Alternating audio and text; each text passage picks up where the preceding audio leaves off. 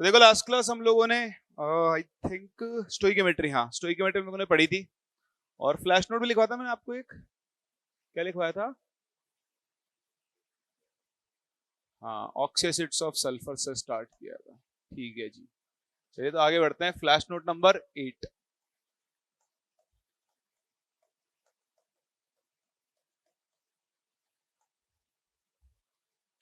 देखो flash note number 8 अगर आप देखें तो इसमें क्या है, उसी को आगे कंटिन्यू कर रहे हैं। लास्ट क्लास मैंने आपको सल्फ्यूरिक एसिड का एक और फॉर्म सिखाया था, कैरोज एसिड, उसी को हम आगे कंटिन्यू कर रहे हैं। तो देखिए मैंने आपको बताया था कि हमारे पास H2SO4 होता है जिसे हम लोग किसके नाम से जानते हैं? सल्फ्यूरिक एसिड के नाम से जानते हैं। तो मैंने आपको बताया अगर आप इसमें एक ऑक्सीजन जोड़ दो तो आपके पास बन जाता है H2SO5 जिसे हम लोग पर सल्फ्यूरिक एसिड के नाम से जानते हैं। अगर आप इसी H2SO4 के दो मॉलिक्यूल्स ले लो इनटू 2, तो किसी भी ऑक्सी एसिड के अगर आप दो क्या ले लो मॉलिक्यूल्स और उसमें से एक H2O माइनस कर दो। हाँ रुद्रा, कल गुप्त नवरात्रि भी खत्म हो रहे हैं, दोनों ही एक साथ चीजें। तो देखें H2S2O8 में से H2O गया तो जो फॉर्मूला बनेगा वो बनेगा H2S2O7 और इसे हम लोग ओलियम के नाम से जानते हैं। इसके नाम जानते हैं ओलियम। एक्चुअली इसकी स्ट्रक्चर आपको अगर बनानी है, देखो मैं आपको समझाऊं। अगर आपको H2SO4 की स्ट्रक्चर आती है S double bond O, S double bond O, OH, OH, ठीक है। तो अगर आपको इसकी स्ट्रक्चर आती है तो आप इसकी स्ट्रक्चर बना सकते हो। क्या करना है, आपको दो H2SO4 मॉलिक्यूल्स लेने, ध्यान से देखो ऐसे OH, OH। फिर आपको इधर भी एक और H2SO4 मॉलिक्यूल लेना है S double bond O, H और OH। बोलो दिख रहा है? अब आपको जैसे इसने कहा दो मॉलिक्यूल लो और उसमें से H2O गायब कर दो, तो देखो H2O गायब हो गया, पानी निकाल दिया। वैसे यहां से पानी निकाला, ये क्या बन जाएगा? S double bond O, double bond O, OH, single bond oxygen sulphur, double bond O, double bond O, OH।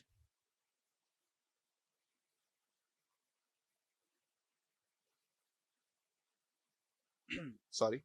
So the point is आपके पास ये बन गई स्ट्रक्चर। इस कंपाउंड को हम जानते हैं ओलियम, या फिर उससे भी अच्छा इसका नाम होता है पायरो सल्फ्यूरिक एसिड। क्या बोलते हैं हम इसको? Pyro sulphuric acid.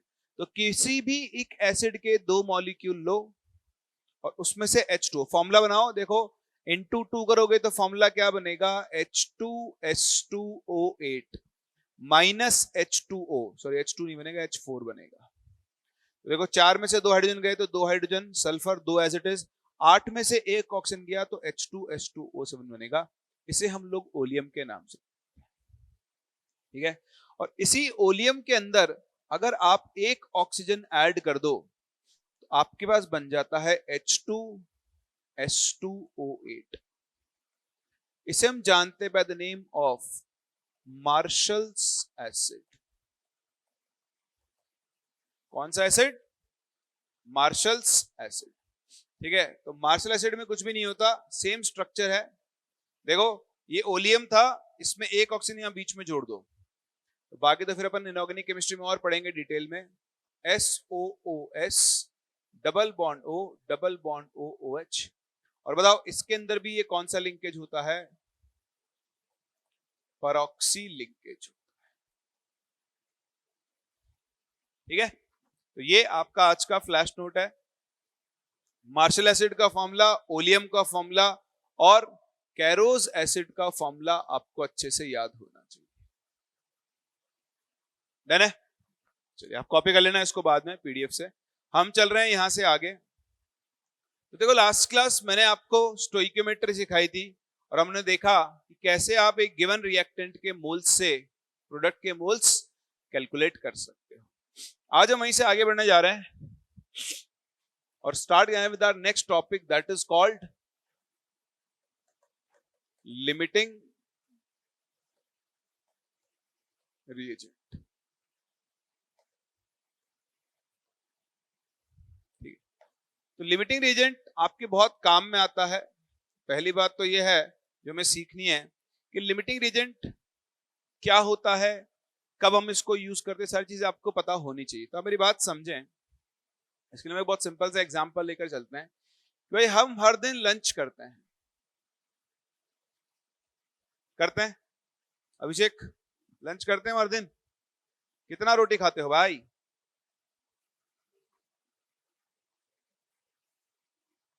4 रोटी मान लेते हैं, चलो एवरेज। 4 रोटी के साथ सब्जी कितना लेते हो? थोड़ा सा, कितना सा? 1 कटोरी, 2 कटोरी, 3 कटोरी, 4 कटोरी, आधा कटोरी। सेहत देख के लग रहा है, थोड़ा कटोरी बढ़ाओ, 3-4 कटोरी खाओ कम से कम, फिर हमारी तरह सेहत हो जाएगी 1 महीने के बाद। 4, तो मान लेते हैं 4 रोटी खाने के लिए किसी बालक को या बालिका को 2 कटोरी सब्जी की जरूरत है। ठीक है, 4 कटोरी, 4 रोटी, 2 कटोरी सब्जी। सलाद वलाद नहीं मिल रही है, रायता वायता भी नहीं है, सिर्फ यही ऑप्शन अवेलेबल है ना? तो 4 रोटी खा ली, 2 कटोरी खा ली, और ये जैसे हो गया पेट भर गया। ठीक है जी, पेट भर गया। मेस में इतना ही खाना खाते हो आप, वैसे इतना कम नहीं खाना चाहिए, मेस में खा रहे हो ज्यादा खाना चाहिए। पैसा कैसे वसूलोगे वे?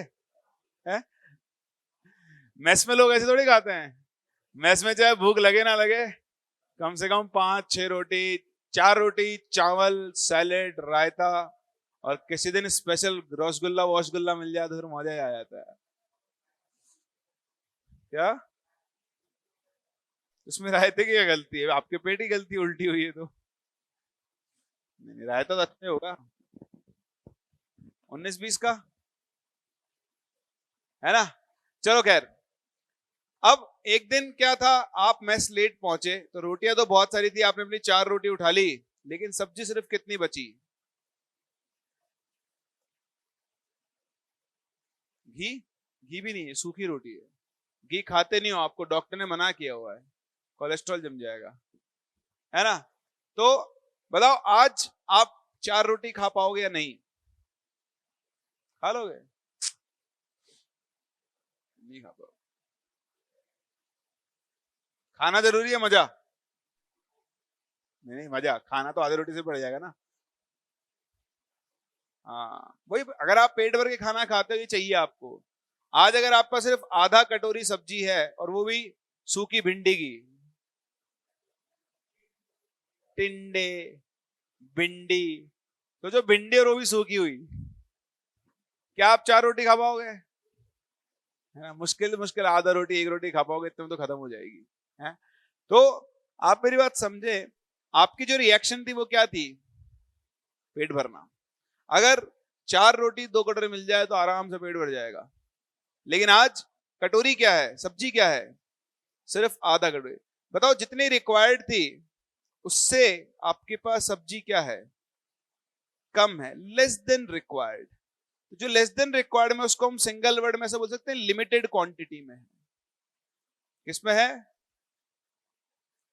लिमिटेड क्वांटिटी में। जैसे आपके घर से आपके लिए काजू बादाम आते होंगे, तो आपका दोस्त आता होगा रूम पे, तो उसे क्या बोलते हो? भाई थोड़ा कम खा, लिमिटेड क्वांटिटी में, मेरे लिए भेजे मम्मी ने, बोलते हो ना? छुपा के रख देते हैं उसको अपन। जैसे अब थोड़ा अपना वो वाला दोस्त आ गया जो आगे डब्बे ढूंढता है। पूछने वाली बात है, ऐसा पूछते हो? अलग अलग लोग होते हैं। कुछ लोग ऐसे भी होते हैं, वो आगे डब्बा छुपा, डब्बा छुपा, डब्बा छुपा। मेरा एक दोस्त था, वो तो मेरे लिए पूरी वो फिन्नी, फिन्नी बोलते हैं ना, पंजाब में बनती है फिन्नी, पूरा डब्बा लेकर आया था अलग से।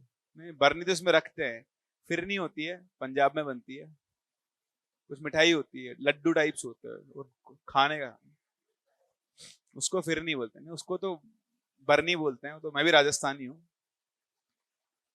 सो द पॉइंट इज, आपको जितनी सब्जी चाहिए थी उतनी सब्जी नहीं है, तो बताओ रोटी बचेगी या नहीं? बच जाएगी। हो सकता है आप 1 रोटी खाओ और 3 रोटी एज इट इज क्या हो जाए, बच जाए। बताओ आपका पेट भरेगा या नहीं? नहीं। आज अपना पेट भरेगा नहीं। प्रोसेस कंप्लीट नहीं हुआ, क्यों? क्योंकि जितना रिक्वायर्ड अमाउंट था उतना रिक्वायर्ड आपके पास प्रेजेंट नहीं है। सेम ऐसे ही कहानी होती है रिएक्शंस में। देखो अगर मैं आपके सामने एक रिएक्शन लिखूं N2 plus 3H2 gives 2NH3, इस रिएक्शन की शक्ल देखो, ध्यान सुनना, मैं भी कुछ बता नहीं रहा हूं। लिमिटिंग एजेंट क्या है वो समझ लो, कैसे पता करते हैं, कैसे यूज करते हो, तो बहुत ही आसान काम है, पर पहले कंसेप्ट पे फोकस करते हैं। आपको इस रिएक्शन की शक्ल देखकर पता लग रहा है कि जब जब आप 1 मोल N2 लोगे, बताओ आपको हाइड्रोजन कितनी चाहिए होगी। सही है। अब मैंने कहा कि यार मैंने तो इसके भी 6 मोल ले लिए और इसके भी 6 मोल ले लिए, बोलो दिखता है, ठीक है। अब मैं आपसे कहूं कि यार देखो, पहले 10 मिनट में किसमें, इसका 1 मोल काम में आया, 5 मोल बचे। आप समझना मेरी बात को, ठीक है। तो इसके 6 मोल थे, 5 मोल बचे, बताओ काम में कितना आया होगा, 1 मोल। इसका 1 मोल कंज्यूम हुआ, बताओ जब इसका 1 मोल कंज्यूम हुआ तो इसके 1 मोल के लिए हाइड्रोजन कितना कंज्यूम हुआ होगा, 3 मोल। बोले इतना समझ में आ रहा है। तो अब आपके पास यहां पर 3 मोल हाइड्रोजन बचेगी, ठीक है। और देखो जब इसका 1 मोल काम में आया तो इसके 1 मोल से अमोनिया कितनी बन जाएगी, 2 मोल। यहां तक किसी को डाउट तो मुझे बताए, नहीं ना। अब फिर मैं मानता हूं कि अगले 10 मिनट में, यानी 20 मिनट टोटल टाइम हो गया, नेक्स्ट 10 मिनट्स, है ना, नेक्स्ट 10 मिनट, मान लो अगले 10 मिनट में फिर से इसका 1 मोल गया और ये 4 मोल बच गया। कितना बच गया, 4 मोल। बताओ फिर से ये कितना काम में आया, बताओ इसके 1 मोल के लिए ये कितना काम में आएगा, 3 मोल। बताओ हाइड्रोजन कितना बचा, 0। और बताओ अमोनिया 2 तो पहले से था, प्लस 2 और बन गया, टोटल कितना बन गया, 4। इंटरेस्टिंग पॉइंट ये नहीं है। अब बताओ ये रिएक्शन आगे बढ़ेगी या नहीं, क्यों,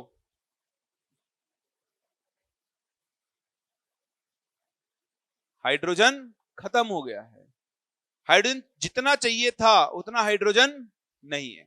मान लो कोटा से जयपुर जाने के लिए 250 किलोमीटर की डिस्टेंस है, आपके पास एक कार है, उस कार को कोटा से जयपुर, सॉरी जयपुर से कोटा पहुंचने के लिए मान लेते हैं 25 लीटर डीजल चाहिए। कितना चाहिए, अब आप जल्दबाजी में निकले, आपकी गाड़ी में 15 लीटर डीजल था, बताओ आप जयपुर पहुंच पाओगे या नहीं, क्यों, गाड़ी माथे पर रख के तो भागने से रहा आदमी, डीजल है ही नहीं। तो जो दूसरा कंपोनेंट पार्ट है, कंट्रीब्यूटिंग पार्ट है, कॉम्प्लीमेंट्री पार्ट है, वो क्या हो रहा है, पहले ही खत्म हो गया है। तो प्रोसेस कभी भी पूरा हो ही नहीं पाएगा।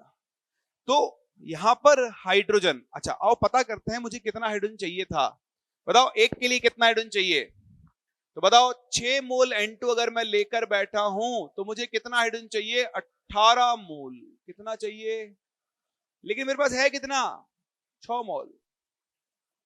जितना चाहिए था उससे क्या है, कम है, लिमिटेड क्वांटिटी में है, किसमें है। इसलिए इस रिएक्शन में जो हाइड्रोजन है वो मेरा क्या कहलाएगा, लिमिटिंग रिएजेंट कहलाएगा।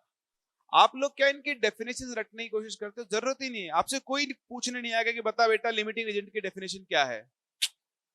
आपको ये पता होना चाहिए कि लिमिटिंग रिएजेंट किसको बोल रहे हैं और क्यों बोल रहे हैं।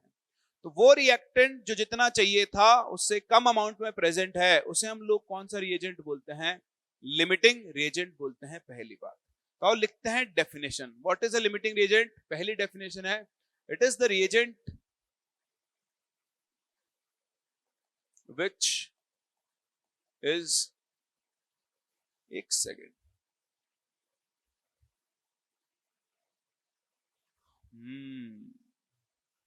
मैं डेफिनेशन लिख क्यों रहा हूं वैसे,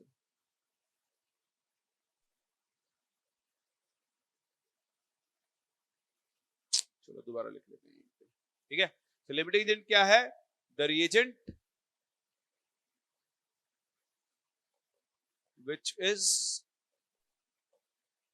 present in lesser amount amount mass भी हो सकता है, मोल्स भी हो सकता है, देन रिक्वायर्ड।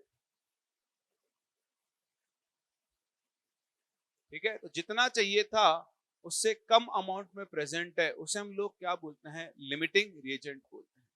या फिर आप चाहो तो इसकी एक और डेफिनेशन लिख सकते हो कि the reagent which is consumed, rather आप ऐसा बोलो, which is completely consumed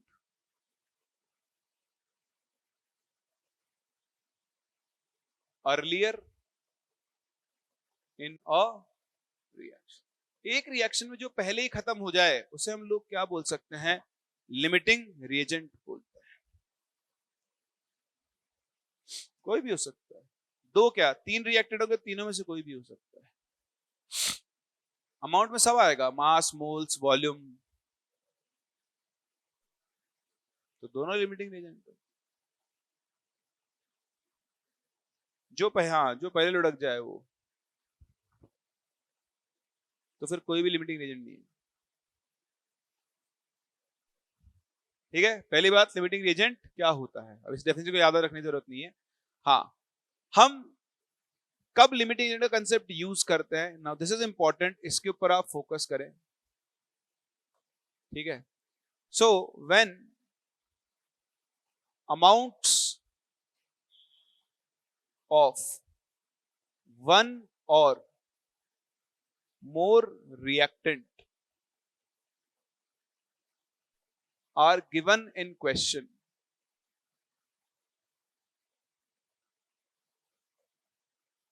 then use concept of limiting reagent। ये बहुत इंपॉर्टेंट चीज है। देखो क्या कहना चाह रहा हूं मैं यहां पर, मैं आपसे कह रहा हूं कि मेरे पास ये रिएक्शन है, N2 plus 3H2 gives 2NH3। चलो गैस भी लिख लेते हैं। ठीक है, अब अगर मैं आपसे कहूं कि मेरे पास 6 मोल N2 है, मेरी बात सुनना ध्यान से, मैंने आपसे बोला 6 मोल N2 है, H2 के बारे में मैंने आपको कोई इंफॉर्मेशन नहीं दी, कुछ भी नहीं बताया। ठीक है, कलर ऐसा क्यों लग रहा है मुझे, ठीक है ना, तो मैंने आपको H2 के बारे में कुछ नहीं बोला, तो ये अंडरस्टूड है कि जितना H2 चाहिए ले लो, आपको सिर्फ 6 मोल N2 की चिंता करनी है। जैसे मैं आपसे बोलूं कि आपको जीने के लिए क्या चाहिए, सांस मतलब ऑक्सीजन, ऑक्सीजन चाहिए। ठीक है, अब आपको चिंता क्या है बताओ, आपको कभी ऑक्सीजन की चिंता पड़ी नहीं ना, अभी तो आपको किसकी चिंता है कि नीट में सिलेक्शन हो गया नहीं। एक बार यूं कहते हैं ना, दुनिया में ऑक्सीजन खत्म होने वाली है, फिर नीट की चिंता खत्म हो जाएगी, फिर दूसरी चिंता चालू हो जाएगी, ऑक्सीजन कहां से मिलेगी, वे पहले ऑक्सीजन मिल जाए, डॉक्टर तो मैं बाद में बन लूंगा। सो द पॉइंट इज कि आपको भी ऑक्सीजन की चिंता नहीं, जितनी मर्जी ले लो, जितनी मर्जी चाहिए उतनी ले लो, है ना। समुंदर में बैठ के बताओ, आपको पानी की चिंता होगी, होगी पीने के पानी की। अगर कपड़े धोने को अगर आपको पानी चाहिए तो उसकी चिंता जितना मर्जी ले लो, एक्सेस में है। तो जब स्पेसिफाइड नहीं और एक ही रिएक्टेंट है, आपने बोल दिया 6 मोल N2, तो ये अंडरस्टूड है मुझे जितनी H2 चाहिए कहीं ना कहीं से मिल ही जाएगी।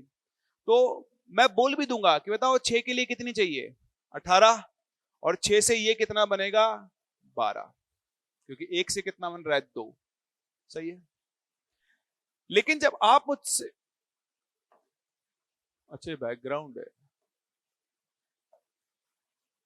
पेन दे दो पेन, ठीक है। लेकिन अब अगर मैं आपसे बोल दूं कि मेरे पास 6 मोल ये है और 10 मोल ये है, ठीक है, या दोनों ही 6-6 मोल है, ऐसा कह लो, चल जा। ठीक है, तो जब दोनों ही 6-6 मोल है, अब मुझे डिसाइड करना पड़ेगा कि प्रोडक्ट किससे बनाऊं। क्यों, क्योंकि मेरी बात समझो, अगर मैं N2 के 6 मोल लेता हूं तो देखो 1 से बन रहा है 2, 6 से कितना बनना चाहिए, 12 मोल। और अगर मैं हाइड्रोजन के हिसाब से बात करूं तो देखो 3 से बन रहा है 2, 1 से कितना बनेगा, 3 से बन रहा है 2, 1 से कितना बनेगा? Very good. तो 6 से कितना बनेगा? इंटू 6, 4 मोल। ये तो मैच ही नहीं हो रहा है। हाइड्रोजन के बेसिस पर आंसर दूं तो 4 मोल NH3 बननी चाहिए, नाइट्रोजन के बेसिस पर आंसर दूं तो 12 मोल हाइड्रोजन बननी चाहिए। तो मैं किसके बेसिस पर आंसर दूं? जो इस रिएक्शन को कंट्रोल कर रहा है। कंट्रोल नहीं कर रहा एक्चुअली। ये रिएक्शन कब तक चलेगी? जब तक हाइड्रोजन है। गाड़ी कब तक चलेगी? जब तक डीजल है। डीजल खत्म तो गाड़ी जहां है वहीं की वहीं रह जाएगी, मारते रहो धक्के। तो सेम चीज, इस रिएक्शन का फ्यूल कौन है, हमें ये ढूंढना है। तो इस रिएक्शन का फ्यूल कौन है? हाइड्रोजन। जब तक हाइड्रोजन है तब तक ये रिएक्शन चलेगी, जैसे हाइड्रोजन खत्म गाड़ी वहीं की वहीं रुक जाएगी।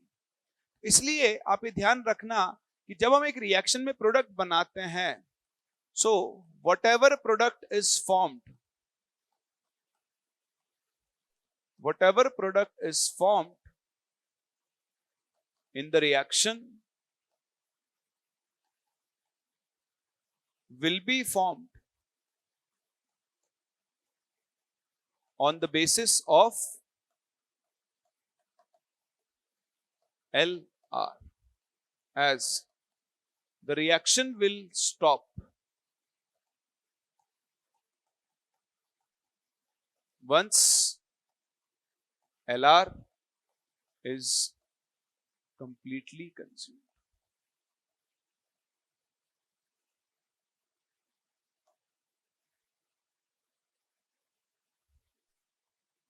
इसकी तो कोई जरूरत ही नहीं है। ठीक है, तो पहले आप इस बात को समझें कि जब आपने LR को कंप्लीटली कंज्यूम कर लिया है तो रिएक्शन उसके बाद फर्दर प्रोसीड नहीं कर सकती है। इसलिए आप जब भी प्रोडक्ट बनाओगे वो सिर्फ और सिर्फ किसके बेसिस बनाओगे? LR के बेसिस। ठीक है साहब, समझ में आ गया। अब आप पहले ये तो बताओ कि LR पता कैसे करते हैं। तो ये है steps to find limiting reagent. यहां लिख देना ये सारा काम।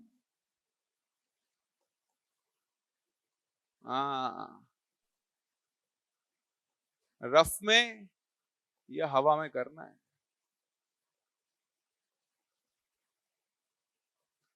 जहां रिएक्शन है ना वहां नहीं लिखना है इसको, वरना गेम हो जाएगा, कचरा तो बाद में होगा। ठीक है, तो आप क्या करोगे? जैसे सेम रिएक्शन स्टेप्स क्या करना है? सबसे पहला काम, राइट और balanced chemical reaction.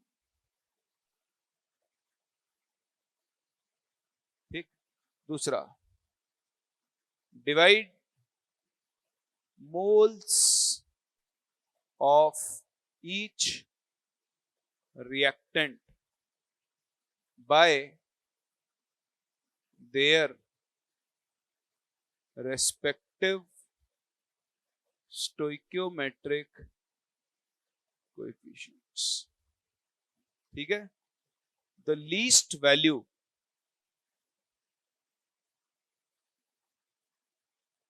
will give, बस ये 2 काम करने हैं आपको,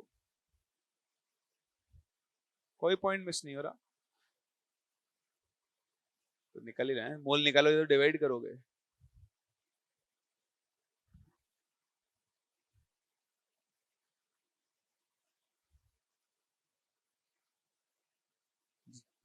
मेरा देश बदल रहा है, आगे बढ़ रहा है, तुम भी बदलो। पीछे बढ़ रहा है, अच्छा ये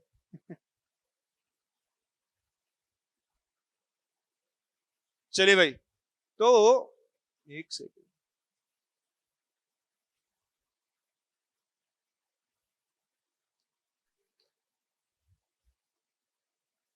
क्या हो गया? इतना गुस्सा क्यों आ गया आपको? तो लोग क्या हो गया यार? अच्छा, किसी और वगैरह कर भी क्या लेंगे मन गुस्सा? गुस्सा खुद पे करना चाहिए। तो देखो, इसके कितने हैं? 6 मोल, इसके भी कितने हैं? 6 मोल। ठीक है, दोनों के 6-6 मोल है।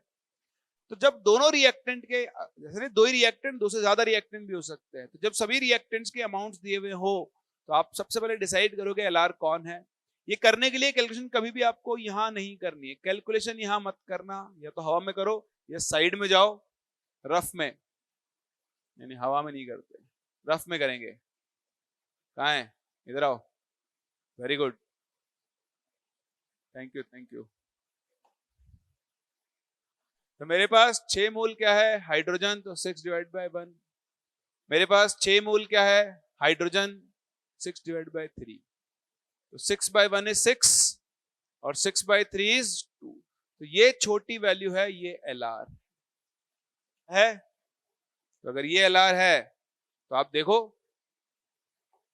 यहां पर आओ, अब मुझे पता लग गया कि हाइड्रोजन एलआर है।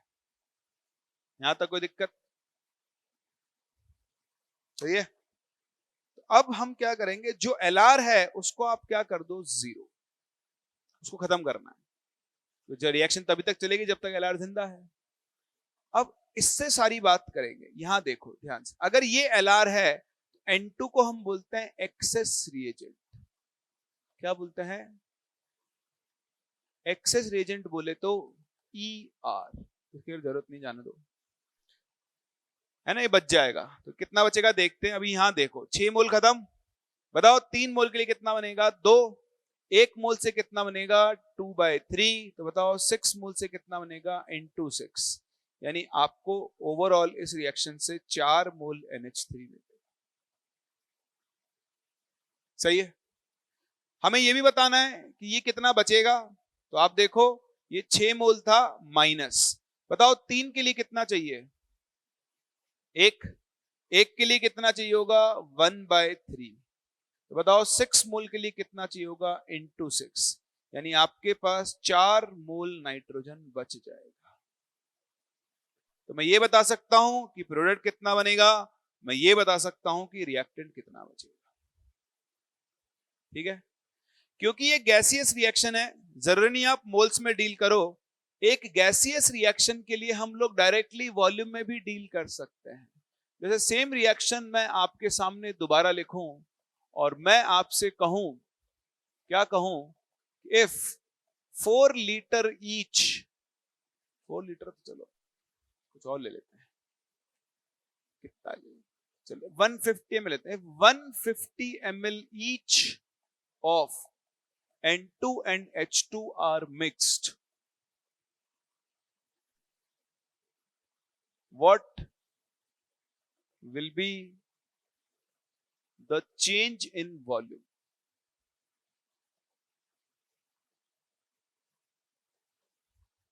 आपको सॉल्व नहीं करना, आप तो क्वेश्चन पढ़ो, आपके लिए तो बहुत आएंगे। तो आपसे कह रहा है कि उसने N2 लिया, H2 लिया, दोनों गैसियस रिएक्टेंट्स हैं, तो मैं आपको सिखा चुका हूं गैसेस के लिए वॉल्यूम्स को किसकी तरह काम में लेना है, मोल्स की तरह। जैसे आप मोल्स को काम में लोगे, सेम वैसे आपको किसको काम में लेना है, वॉल्यूम को। ठीक है, तो हम क्या करेंगे, हम बोलेंगे देखो दोनों का 150 ml है, तो यहां लिख दो कि भैया इसका 150 ml और इसका भी 150 ml। और अब हम रफ में काम करेंगे, क्या, एलआर पता करेंगे। तो क्या करेंगे, 150 डिवाइड बाय 1, 150 डिवाइड बाय 3, बताओ ये वैल्यू कितनी आएगी, 50। पता लग गया। इसका मतलब इस रिएक्शन में हाइड्रोजन क्या है, एलआर, एलआर को कर दो खत्म, 0। अभी सुनना ध्यान से, आपसे क्या पूछा उसने, चेंज इन वॉल्यूम। बताओ अगर आप चेंज निकालना चाहते हो किसी भी चीज में तो क्या लिखोगे, फाइनल माइनस इनिशियल। सही बात है ना। तो आप समझो यहाँ 150 0, बताओ 3 से कितना बन रहा है, 2, 1 से कितना बनेगा 2/3, 150 से कितना बनेगा 150, यानी आंसर कितना आ गया 100। सही है, कोई डाउट? यहां देखो 3 के लिए कितना चाहिए, 1, 1 के लिए कितना चाहिए होगा 1/3, 150 के लिए कितना चाहिए होगा इंटू 150। तो देखो ये गया 50, ये कितना बचेगा 100 है। पहले तो यहां तक देखो, किसी को डाउट है क्या, स्क्रीन शो नहीं हो रही है,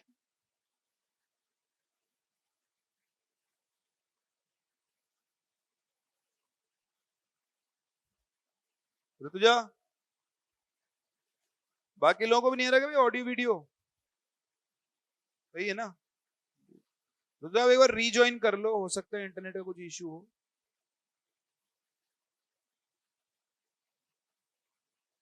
सही है ना? ठीक है। तब आप देखें, इसमें कोई डाउट है किसी को? कैसे कैलकुलेट किया अपन ने? नहीं? ठीक है। इधर नो डाउट? फिर आंसर आने चाहिए सारे क्वेश्चंस के अब इसके बाद। ठीक है ना? अब आप देखो, कुछ कह रहे हो? चलो अब बताओ फाइनल वॉल्यूम कितना होगा।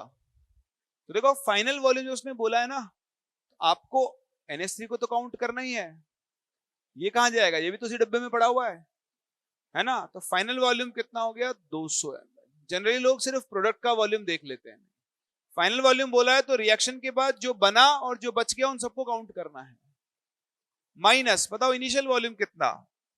150 प्लस 150 कितना? 300। बताओ चेंज इन वॉल्यूम कितना होगा? -100 माइनस। हाँ, माइनस क्या दिखा रहा है? Decrease in volume. माइनस मतलब डिक्रीज इन वॉल्यूम।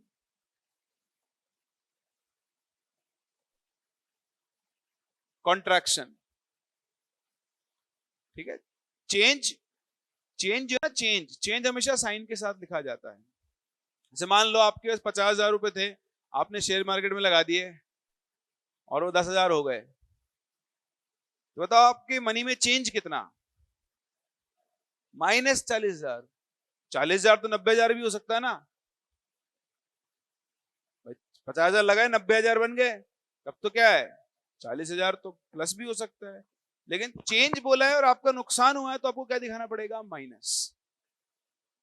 हाँ, है ना? अब मान लो मैं आपसे बोलता लॉस इन मनी,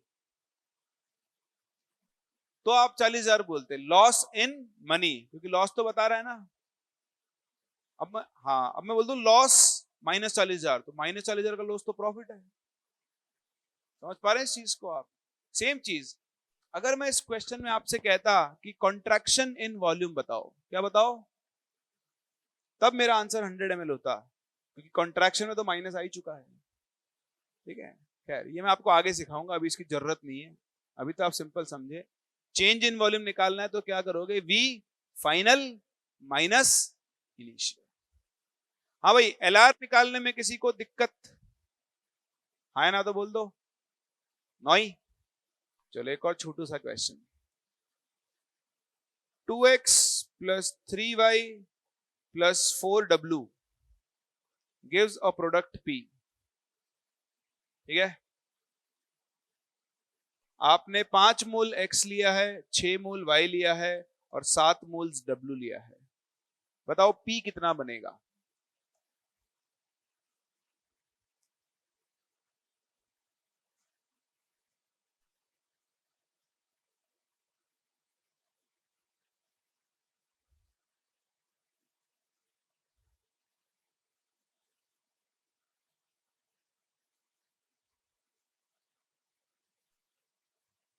दो मोल P।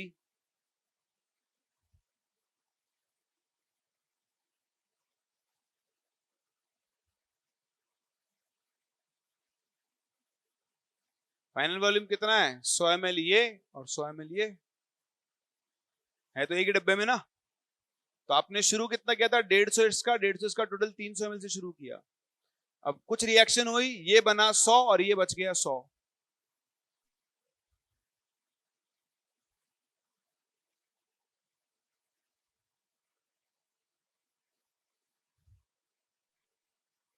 चलिए तो देखो, इसके मोल्स 5 तो 5/2, इसके मोल्स 6 तो 6/3, इसके मोल्स 7 7/, ये आएगा 2.5। हाँ थोड़ा ब्लर तो आ रहा है इंटरनेट स्पीड की वजह से, यहाँ क्या बारिश हो रही है इसलिए थोड़ा इशू रहेगा। आज काम चला लें आप। ये हो गया 2 मोल और ये कितना बचेगा? 1.7 मोल। तो देखो सबसे छोटी वैल्यू है, सबसे वैल्यू छोटी अगर ये है तो W क्या है? LR। इसको कर दो 0, और अब जो प्रोडक्ट बनेगा वो W से ही बनेगा। सही बात है। बताओ 4 से कितना बन रहा है? 1। 1 से कितना बनेगा? 1/4। तो 7 से कितना बनेगा? इंटू 7। तो correct answer will be 7/4 which is 0.85 मोल। किसी का भी आंसर सही नहीं आया भाई, सब 2.5 आंसर कैसे दे रहे हैं? है? हाँ तो रफ में ही करना चाहिए, इसलिए तो कह रहा हूँ, वरना क्या होगा, यहीं कहीं डिवाइड करोगे, यहीं कहीं आंसर चिपका दोगे। 1.7 आ रहा है? अच्छा 7/4 1.7 है, हाँ सॉरी।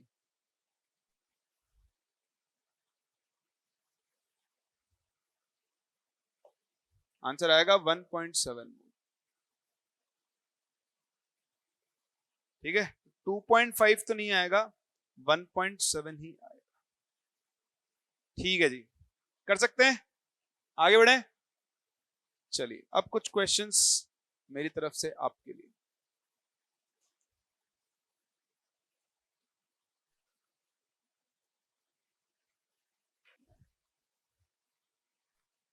आइए समझें। 3 moles of Na2CO3 is reacted with 6 moles of HCl। देखो इसका लिया है 3 मोल और इसका कितना लिया है? 6 मोल। तो आप साइड में जाएं, 3 divided by 1 is 3 and 6 divided by 2 is also 3। ठीक है, दोनों के 3-3 मोल हैं। अब देखो दोनों की वैल्यू सेम आ गई है। जब दोनों की वैल्यू सेम आ जाए डिवाइड करने पर, उस केस में कोई भी एलआर नहीं होता है। क्या बोलेंगे? है ना, 3/1, 6/2, 3, कोई भी वैल्यू छोटी नहीं है, तो ऐसे केस में बोलते हैं नो रिएजेंट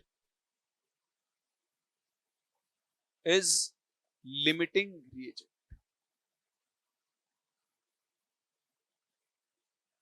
और इसका मतलब होता है and both the reactants will be completely consumed। तो जब आप एलआर ढूंढने गए हो और डिवाइड करने पर ऐसी सिचुएशन आ जाए कि दोनों की वैल्यू सेम आ गई है, 3/1 3, 6/2 इज ऑल्सो 3, तो फिर ऐसे केस में कोई भी एलआर नहीं होता है। हम बोलेंगे कि दोनों के दोनों रिएक्टेंट पूरे पूरे खत्म हो जाएंगे। आप इसको भी कितना कर दो? 0। और आप इसको भी कितना कर दो? 0। बोलो इतना समझ में आ रहा है? अब आप प्रोडक्ट बनाओ, तो आपको CO2 बनानी है, तो आप देखो चाहे प्रोडक्ट आप इससे बनाओ चाहे आप इससे बनाओ, दोनों सेम आएगा। ठीक है, तो आप देख सकते हो। बताओ 1 से कितना बन रहा है? 1। बताओ 3 से कितना बनेगा? 3 मोल। या आप इससे निकाल लो। बताओ 2 से कितना बन रहा है? 1। 1 से कितना बनेगा? आधा। बताओ 6 से कितना बनेगा? इंटू 6, यानी 3 मोल CO2 का। लेकिन आपको मोल नहीं बताने, आपको वॉल्यूम बताना है एसटीपी पर।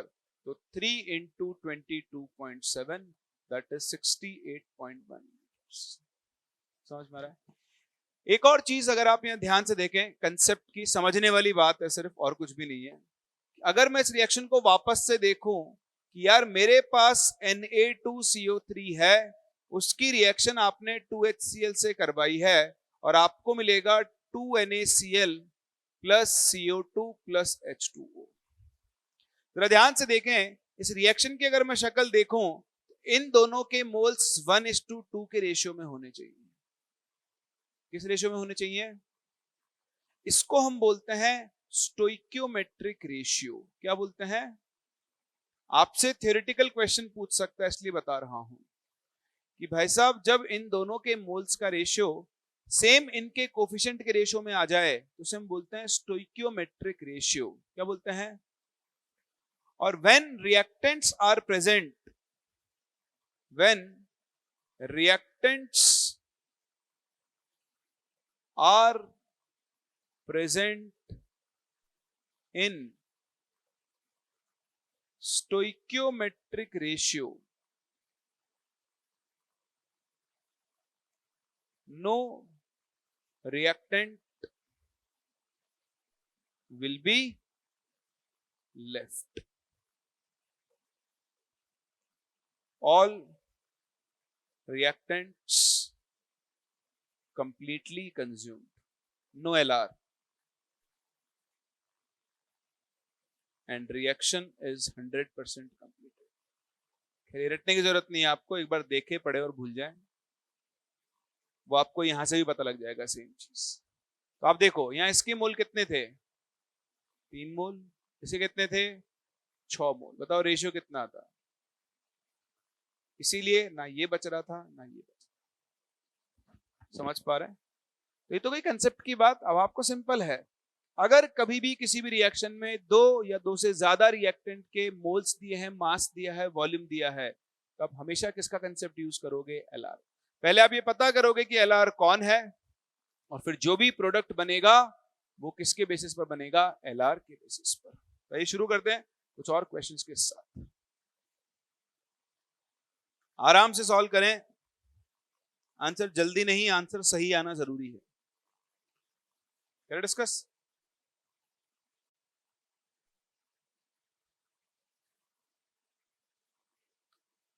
चलिए, तो रिएक्शन आपको दी है 4A plus 2B plus 3C gives A4B2C3। सही है? चलिए, आपको दिया हुआ है कि 2 मोल A होना चाहिए आपके पास, ठीक है जी। B होना चाहिए 1.2 मोल और C होना चाहिए 1.44।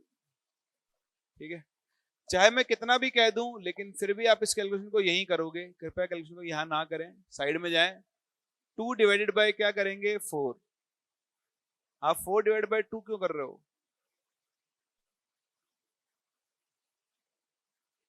नहीं होना चाहिए ना, उद्देश्य भी उल्टा हो जाएगा फिर। चूरण कुछ नहीं है, जैसे ही गलती है ना, अपने पड़ोसी से बोलो मेरे कान पे खींच के चिपकाना, एक ही बार पड़ेगी, फिर हमेशा के लिए याद रहेगी। आप ट्राई करके देखो, अपने पड़ोसी को बोल दो जैसे मैं गलती करूँ ना, एक खींच के चिपका दियो मेरे बस। आप कभी गलती नहीं करोगे दोबारा है। सबसे बढ़िया चीज होती है दोस्त। बोलते ना मेरे को सर नींद बहुत आती है, उठा नहीं जाता। अपने दोस्त को एक बार ऐसे बोल दो कि भाई मुझे सुबह 4 बजे उठा देना, अगर मैं नहीं उठा मेरे खींच के एक थप्पड़ मारना। वो आदमी 4 बजे आपके लिए जागेगा, है ना। 4 बजे आपको कैसे करेगा, उठ जा, अगले पटा, है ना। मैं कह रहा हूं ये ट्राई करो आप। हाँ, आप मेरे कहने से ये तरीका अपनाएं, आप और ये दोनों मॉर्निंग वॉक पे नहीं, जॉगिंग पे जाओगे। ये भाग रहा होगा आगे आगे और आप भाग रहे होंगे पीछे पीछे। खैर, सो मोल्स को कोफिशिएंट से डिवाइड करना है, कोफिशिएंट को मोल से डिवाइड नहीं करना है ना। फिर इसी तरह B के मोल्स है 1.2, उसका कोफिशिएंट 2, C के मोल्स है 1.44, उसका कोफिशिएंट 3। ये कितना 0.5, ये कितना 0.6 और ये कितना 0.48। ये सबसे छोटी वैल्यू है, तो ये LR है। मैं फिर से बता दूं, आपको यहां ट्रिक बनती हुई दिख रही होगी, कोई ट्रिक व्रिक ना बनाए, गेम होते समय नहीं लगेगा, ठीक है ना, कोई ट्रिक नहीं लगानी। LR को बिल्कुल नॉर्मल तरीके से सॉल्व करना है। एक बार पता लग गया ये LR है, तो इसको कर दो 0। कितना कर दो, तो बताओ 3 से कितना बन रहा है, 1 से बनेगा 1/3, तो 1.44 से कितना बनेगा, इंटू 1.44, दैट इज 0.48 मोल। बात समझ में आ रही है? अभिषेक, अगले क्वेश्चन का आंसर आना चाहिए। ये रिएक्शन मैं आपको बता देता हूं, वैसे तो आपको खुद को लिखनी चाहिए, बट स्टिल अभी आप में से कई लोगों को नहीं आती होगी। ये H3PO4, ठीक है। आपके पास क्या बनेगा, एक तो बनेगा Ca3PO4 होल ट्वाइस प्लस साथ में H2O प्लस CO2 बनेगा। ये आप चाहो सिंपल आप तो अभी H2CO3 बना दो। देखो भाई, रिएक्शन मैंने लिख दी है, अब बैलेंस बैलेंस तुम खुद कर लेना। हो गया 0.16, करें डिस्कस? चलिए, ये आपसे कह रहा है 50 gram of CaCO3 is allowed to react with 73.5 gram H3PO4। Calculate कितना ये बनेगा और कितना रिएक्टेंट बचेगा। तो देखो, इसका मोलर मास होता है 100, तो 50 डिवाइडेड बाय 100, इसके हो गए 0.5 मोल। अच्छा, रिएक्शन को बैलेंस कर लो, ये 3, ये 2 और ये 3, ऐसा, ठीक है। H3PO4 का मॉलिक्यूलर मास होता है 98, ये बन गया 0.75 मोल्स, ठीक है। यहां तक पहुंचे हम लोग। अब साइड में जाओ तो 0.5 डिवाइडेड बाय 3 और 0.75 डिवाइडेड बाय 2 है क्या होता है भाई? तो 0.166 तो ये हो गया और 0.375 ये हो गया ना। छोटा वैल्यू कौन सा है? ये। That means CaCO3 is LR। अब अगर ये LR है तो ये खत्म, 0। सही है अभिषेक? बताओ 3 से कितना बन रहा है? 1 से कितना बनेगा? 1/3। तो 0.5 से कितना बनेगा? इंटू 0.5, तो आ गया 0.1667 मोल्स।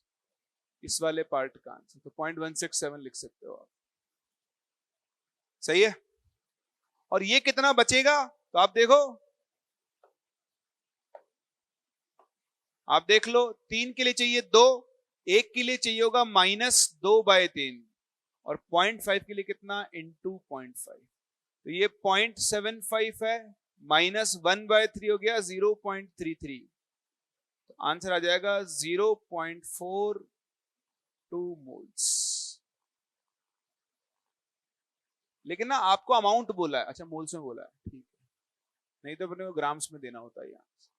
आराम से देखो, समझो, थोड़ी कैलकुलेशन है, डिफिकल्ट नहीं है, ठीक है। बट फिर भी किसी को डाउट हो तो मैं दोबारा बता सकता हूं। एनीवन? No one? सबको समझ में आ गया? फिर ठीक है, आगे तुम समझदार।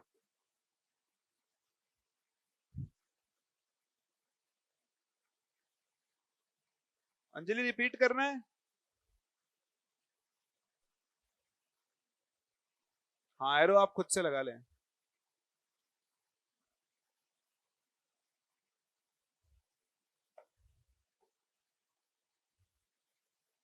चलो देखो अंजलि, इसमें क्वेश्चन डिफिकल्ट नहीं है, थोड़ी कैलकुलेशन है। 50/100 इसके 0.5 मोल है, 73.5 डिवाइड बाय 98 इसके 0.75 मोल आएंगे। क्योंकि मुझे दोनों रिएक्टेंट के मोल्स पता है तो मैं दोनों को अलग ले जा रहा हूं यहां। और अब this divide by 3 0.166, this divide by 2 0.375, इसमें से ये छोटी वैल्यू है, तो जो छोटी वैल्यू है वो LR होगा। तो मेरे लिए LR है ये, इसको कर दूंगा 0, ठीक है। अब सब कुछ इसके बेसिस पर चलेगा, तो इसके 3 मोल से ये 1 मोल बन रहा है, 1 से बनेगा 1/3, 0.5 से बनेगा इंटू 0.5, इतना। सिमिलरली 3 के लिए चाहिए 2, 1 के लिए चाहिए होगा 2/3, तो 0.5 के लिए कितना चाहिए? 2/3 इंटू 0.5, इतना था, उसमें से इतना खर्च हो गया। इसकी कैलकुलेशन कर लो, आपको अपना आंसर मिल जाएगा। कैलकुलेशन थोड़ी है इसके अंदर।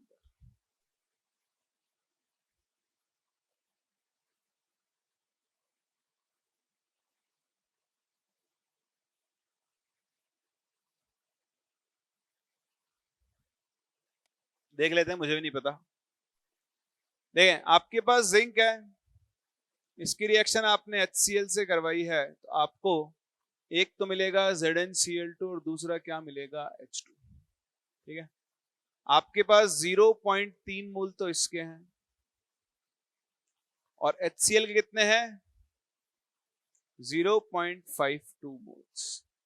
देखो मैंने मना किया है वहां लिखने को, फिर भी आप वहीं पे कैलकुलेशन कर रहे हो, ठीक है। रफ में जाओ, 0.3 डिवाइडेड बाय 1 इज 0.3 और 0.52 डिवाइड बाय 2 करोगे तो 0.26 आता है, 2.6 थोड़ी आएगा। मैं फिर बोल रहा हूं, आप लोग ये बना लोगे कि 0.26 जितना डिवाइड करने पर आ रहा है वही आंसर आ रहा है बार बार, तो वही आंसर हो जाएगा। अभी यहाँ कोफिशिएंट नहीं आ रहा है, जैसे यहाँ कोफिशिएंट आएगा ना तुम्हारा गेम हो जाएगा। इसलिए कोई ट्रिक ना बनाए। मुझे पता है यहाँ चलना होगा, हाँ हर बार जो छोटी वैल्यू आ रही है वही आंसर भी आ रहा है, वही कर लेंगे, कर लेना, ठीक है ना, ऐसा नहीं करना। अब क्या बताना है, H2। तो देखो 2 मोल से कितना बन रहा है, एक से कितना बनेगा, आधा, तो 0.52 से कितना बनेगा, इंटू 0.5, तो आंसर आ गया 0.26। कर सकते हैं? अंजलि 0.13 कैसे आ गया, कर दी ना वही गलती, है ना। देखो गेम ऐसे ही होता है, कुछ लोग मान नहीं रहे हैं, यही डिवाइड कर रहे हैं, ये आ रहा 0.3, ये आ रहा 0.26, और फिर इसी को 0 कर रहे हैं। यही किया ना अंजलि आपने,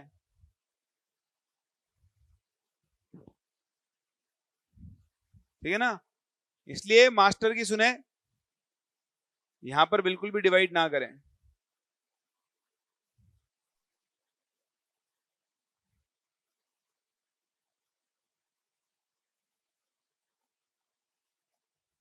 जब तक आप यहां डिवाइड करोगे तब तक यही होता रहेगा।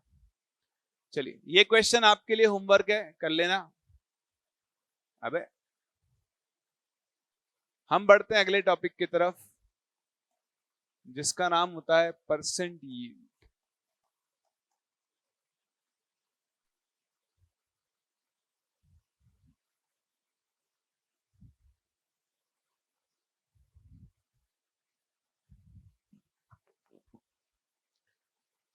देखिए क्या है परसेंट यील्ड, बहुत समय पहले की बात है, एक बच्चा था जिसका नाम था राजू। क्या नाम था, राजू नीट की तैयारी कर रहा था, आप लोगों की तरह।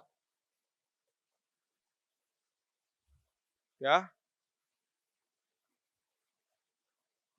इतने साल पुरानी बात भी नहीं है, नीट की कर रहा था, कोविड से पहले की बात है। राजू बहुत मेहनती था, बहुत बहुत, ये क्या कह, हाँ होम वर्किंग नहीं था, हार्ड वर्किंग था, बहुत हार्ड वर्क किया करता था, होमवर्क तो नहीं करता था, हार्ड वर्क बहुत करता था, दिमाग होमवर्क भी करता ही था, हार्ड वर्क होमवर्क एक ही बात हो गई यहाँ तो, बहुत। हाँ SW बोले तो मुझे लगा सीरियस वर्क, ठीक है, अब और कुछ मत बोल देना, कहीं कह दो PW भी था, है फालतू वर्क, पार्ट टाइम वर्क, बहुत कुछ हो सकता है। So the point is, Raju NEET की तैयारी कर रहा था और बहुत मेहनती लड़का था, हर टेस्ट में उसके 700, कभी 695 ऐसे मार्क्स आया करते थे।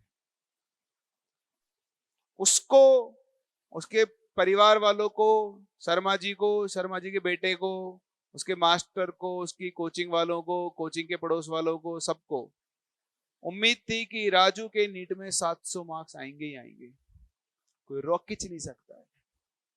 फिर राजू गया नीट का एग्जाम देने, वो नीट का एग्जाम देकर आया, घर वालों ने पूछा बेटा एग्जाम कैसा हो, बोले बहुत बढ़िया। आप भी ऐसे बोलते हो ना, नहीं अपनी तरफ से बढ़िया होता है एग्जाम, जो रिजल्ट आता है तो दिक्कत हो जाती है, बाकी अपनी तरफ से बढ़िया है। मेरे से आज तक किसी ने पूछा पेपर कैसा हुआ, बहुत बढ़िया। मैंने जब पहली बार ये जेई का एग्जाम दिया था, तो पापा ने पूछा बेटा एग्जाम कैसा हुआ, मतलब बहुत बढ़िया, एक नंबर। रैंक कितनी आई, 45,000।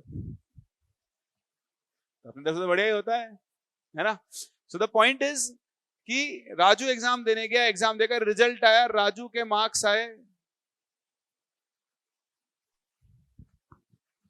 450।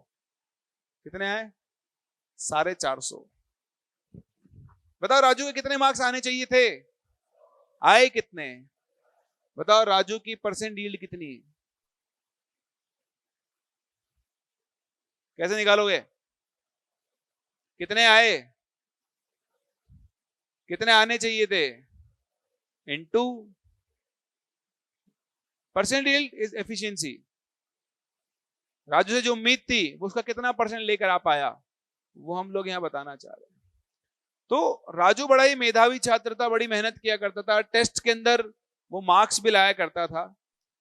राजू के साथ ही एक और लड़का था जो जस्ट उसके आगे बैठता था हर टेस्ट में, उसके मार्क्स 710 है, काजू। तो आपको पता लग गया कि राजू के मार्क्स 700 कैसे आते थे, क्योंकि काजू उसके आगे बैठता था। क्या? हाँ, ज्यादा SW कर लिया, इसलिए वहां जाके उसका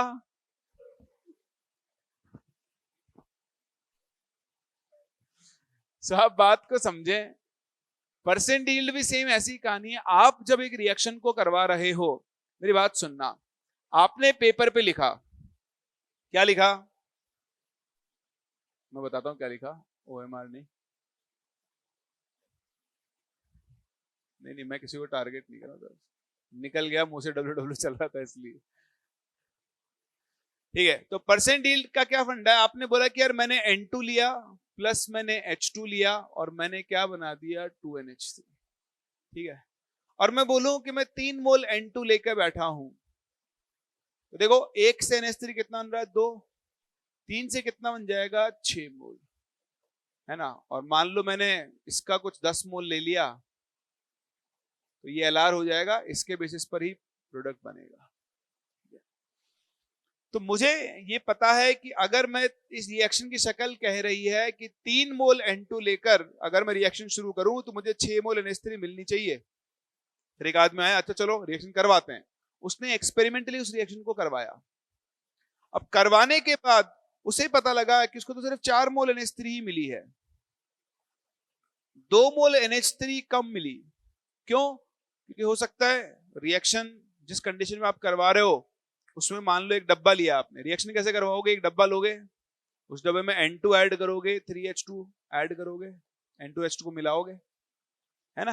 अब पता चला डब्बे में छोटा सा छेद है, उसमें से नाइट्रोजन हाइड्रोजन क्या हो रही होगी, लीक हो रही होगी, आपको पता नहीं चल रहा। लेकिन जितनी नाइट्रोजन हाइड्रोजन आपने ली थी वो पूरी पूरी रिएक्शन में काम नहीं आई होगी, कुछ ना कुछ लीक होके बाहर निकल गई, इसलिए आपको जितना मिलना चाहिए था उतना NH3 नहीं मिलेगा। Let me give you an example. आपको 1 करोड़ की लॉटरी लगी, ऐसा मान लो, लगेगी तो नहीं, मानने में क्या जाता है, ठीक है, लग गई। मैं भी बचपन में ऐसा ही सोचता था, हम बहुत पिक्चरों में देखते थे कोई अपना पैसों से भरा हुआ ब्रीफ केस भूल गया है, तो मैं जब भी बस या ट्रेन में जाता था ना, सबको छान के आता था किसी का ब्रीफ केस तो नहीं खुला बचा हुआ है ना क्या पता पैसों से भरा ब्रीफ केस मुझे भी मिल जाए। ना तो ऐसा होता नहीं है वैसे, पर चलो मान लो बिग बॉस की रहमत से, मतलब भगवान की उससे आपको मिल जाए, 1 करोड़ की लॉटरी लग गई, बताओ आपके पास कितना पैसा आएगा? कैसी बात कर रहे हो भाई? 30% टैक्स कटेगा, उसके ऊपर सेस कटेगा, फिर GST भी लगेगा, तो कट पिट के आपके पास आएगा 50-60 लाख, 60 लाख रुपया। तो उसको पूरा पता है ना। तो 60 लाख रुपए के आसपास आएगा। बताओ आपकी लॉटरी कितने की लगी, लेकिन पैसा पहुंचा कितना हाथ में, तो बताओ परसेंट यील्ड कितनी, 60%। कितना मिला, 60 लाख। कितनी उम्मीद थी, 1 करोड़। समझ पा रहे हो ना। तो सेम चीज है, बीच में कटपुट गया पैसा आपका सारा। तो सेम ऐसे ही हम इस रिएक्शन से उम्मीद कर रहे हैं कि मुझे 6 मोल NH3 मिलना चाहिए, लेकिन जब ये रिएक्शन मैंने एक्चुअली करवाई तो मुझे सिर्फ कितना मिला, 4 मोल। तो बताओ इस रिएक्शन की परसेंट यील्ड कितनी होगी, 4, यानी कितना मिला अपॉन कितना मिलना चाहिए था इनटू 100। तो जो कितना मिला ना, उसे हम बोलते हैं इसकी एक्चुअल यील्ड। क्या बोलते हैं, ये है इसकी एक्सपेक्टेड, ये मेरी उम्मीद है कि 1 करोड़ की लॉटरी लगी तो मुझे 1 करोड़ रुपए मिलेंगे, वो आपकी उम्मीद है, लेकिन एक्चुअली नहीं मिलता है। एक्चुअली तो कितने मिलेंगे आपको, सिर्फ 60 लाख। तो सेम ऐसे ही हम किसी भी रिएक्शन के लिए एक टर्म डिफाइन करते हैं जिसे हम लोग परसेंटेज यील्ड के नाम से जानते हैं। इसके नाम से जानते हैं। तो देखो किसी भी रिएक्शन के लिए अगर आप परसेंट यील्ड लिखना चाहते हो तो इसका फॉर्मूला है एक्चुअल यील्ड अपॉन उसकी थ्योरेटिकल यील्ड। और इनटू 100। एक्चुअल यील्ड का मतलब आप ऐसे समझें, आप तो सिंपल लिखे व्हाट्सएप लैंग्वेज में कितना मिला, और ये कितना मिलना चाहिए था। ठीक है, एक और चीज बता दूं, ये चीज गिवन होगी और ये आप कैलकुलेट करोगे फ्रॉम स्टोइकियोमेट्री।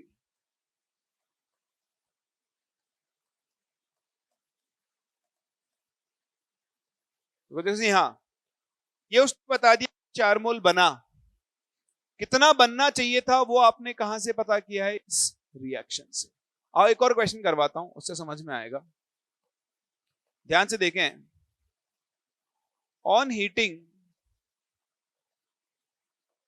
50 ग्राम चूना CaCO3 20 gram CO2 is obtained. Calculate percent yield.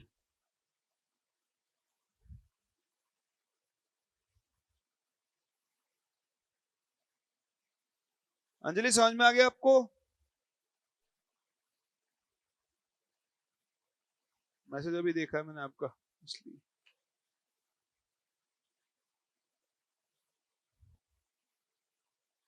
ठीक है ना? तो आप क्या करोगे, देखो उसने बता दिया है कि CO2 कितनी बनी, ये तो दे दिया है, ये तो वो है कितना बना। अब आप पता करो, आप सभी जानते हो कि अगर हम CaCO3 को हीट करें, बताओ उसको हीट करने पर क्या मिलेगा? CaO प्लस CO2 मिलेगा। 50 ग्राम है, मोल से कर लो, मास से कर लो, आपकी इच्छा है। तो 50/100 मास से कर लो। इस अबे यार तुम पार्टी में बोला करो, एक बार बोल दिया करो मामा मास। अब तो मोल से करेंगे, तो 50/100, इसका आधा मोल है 0.5 मोल। देखो चिल्ला चिल्ला कर बोल रहा है, एक मोल से कितना बनेगा? एक। तो 0.5 से CO2 कितना बनेगा? 0.5 मोल। और 0.5 मोल CO2 का मास इंटू 44, ये आ गया 22 ग्राम। तो कितना बनना चाहिए था? 22। कितना बना? 20। तो बताओ परसेंटेज यील्ड कितनी? कितना बना अपॉन कितना बनना चाहिए था इंटू 100। बैलेंस तो है।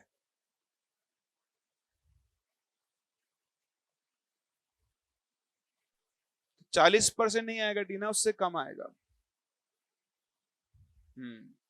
ये गया 11 बार, ये बनेगा 1000/11।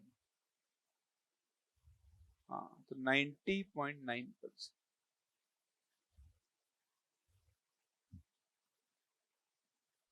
कर सकते हैं। तो परसेंटाइल का क्वेश्चन वैसे अभी तक नीट में नहीं पूछा गया है, बट ये एनसीईआरटी में गिवन है, इसलिए भी आपको परसेंटाइल बहुत अच्छे से आनी चाहिए। डन है? चलिए, तो इस पे और क्वेश्चंस फिर मैं आपको करवाऊंगा। एक तो यही टाइप है, आज अपन इतना ही कंप्लीट कर रहे हैं।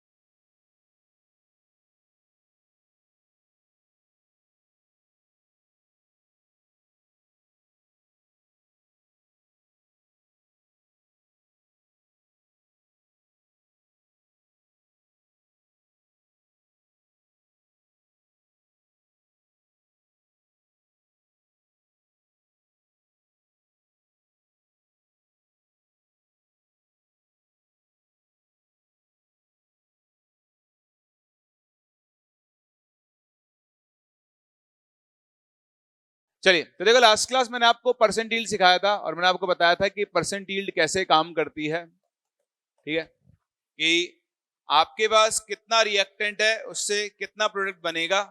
तो हम ये देख रहे थे, लास्ट क्लास में देखा था, जैसे एक क्वेश्चन था आपके पास कि आपने 50 ग्राम CaCO3 को हीट किया, 20 ग्राम CO2 बना। तो परसेंट यील्ड कैसे निकालते हैं? देखो 20 ग्राम जो बना वो तो वो अमाउंट है जो एक्चुअली बना है। रिएक्शन की स्टोइकियोमेट्री से सॉल्व करके आप ये निकालोगे कि कितना CaCO3 बनना चाहिए था। तो कितना बना अपॉन कितना बनना चाहिए था, उन दोनों के रेशियो को निकाल के 100 से मल्टीप्लाई कर दो तो आपको रिएक्शन की क्या मिल जाती है? Percent yield. आओ इसके ऊपर एक और क्वेश्चन कर लेते हैं, उससे क्लैरिटी आ जाएगी। लिखें,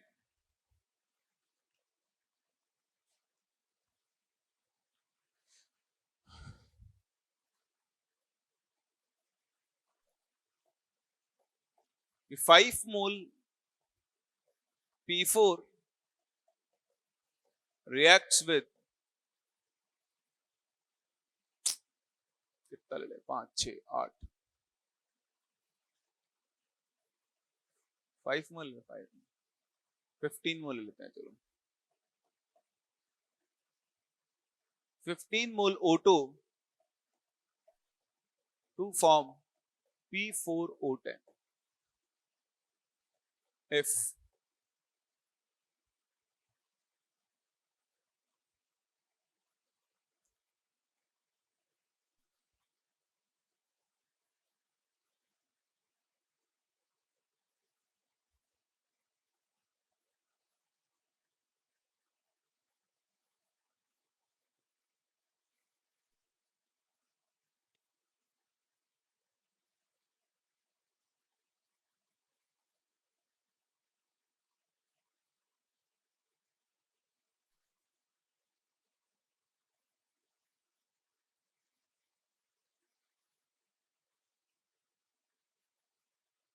if 568 gram P4O10 is formed, then calculate percentage yield of reaction। देखो आपके पास ये क्वेश्चन है छोटा सा कि 5 मोल P4 है, उसकी रिएक्शन आपने करवाई O2 के साथ, तो आपके पास बन रहा है P4O10। आप ट्राई करो पहले इस क्वेश्चन को एक बार।